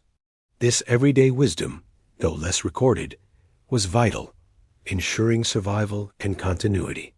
Knowledge was not only in texts or debates, but in kitchens, fields, and workshops, carried in memory and practice, shared from one generation to the next. Travel and trade spread knowledge as well as goods. Merchants carried mathematical concepts to distant lands. Monks spread Buddhist teachings along the Silk Road, and foreign scholars came to India to learn. In return, India absorbed influences from Greece, Persia, and China, enriching its own traditions. Knowledge flowed in both directions, creating a dynamic exchange that shaped global civilization. The legacy of Indian science and thought, from zero to yoga, from Ayurveda to logic, demonstrates how deeply these exchanges transformed the world. At night, under starlit skies, scholars gazed upward, farmers calculated harvests, and poets composed verses. Knowledge was not distant from life, but woven into its fabric, guiding how people planted crops, built homes, healed wounds, or sought truth. It offered comfort in uncertainty, direction in confusion, and beauty in understanding.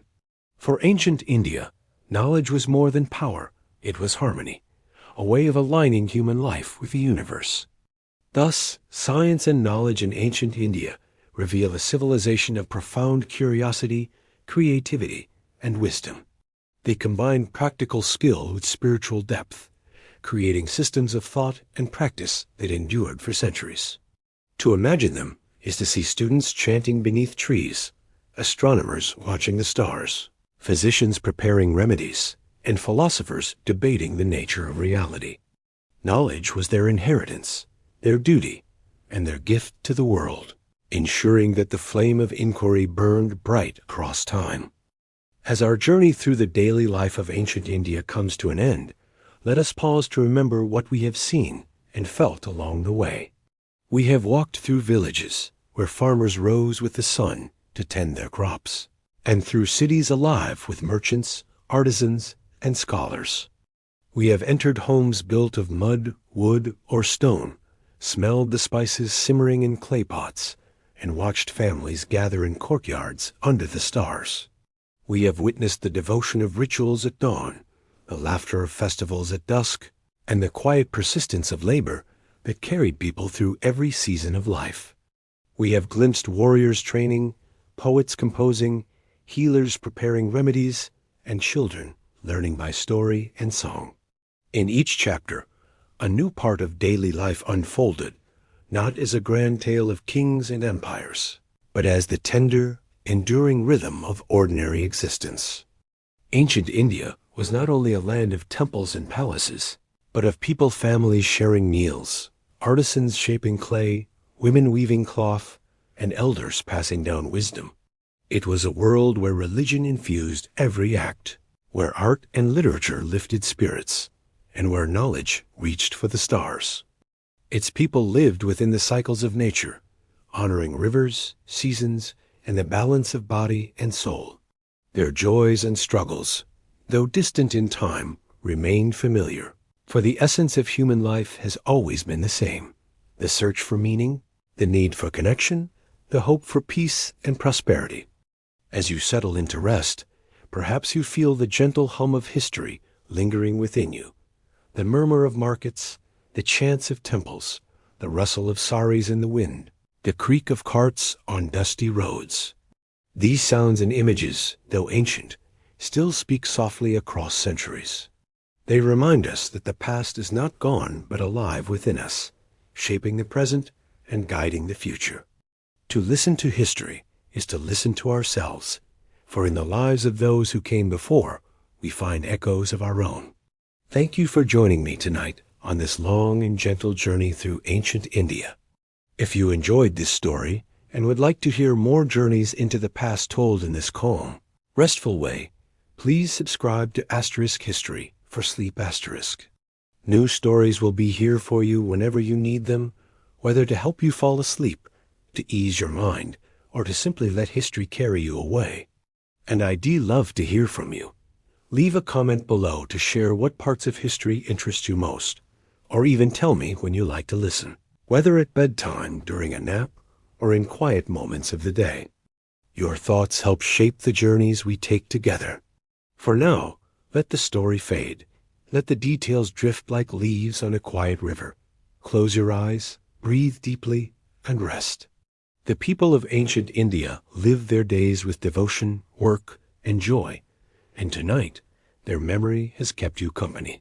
Sleep well, and may peace be with you until we meet again in the next story from history.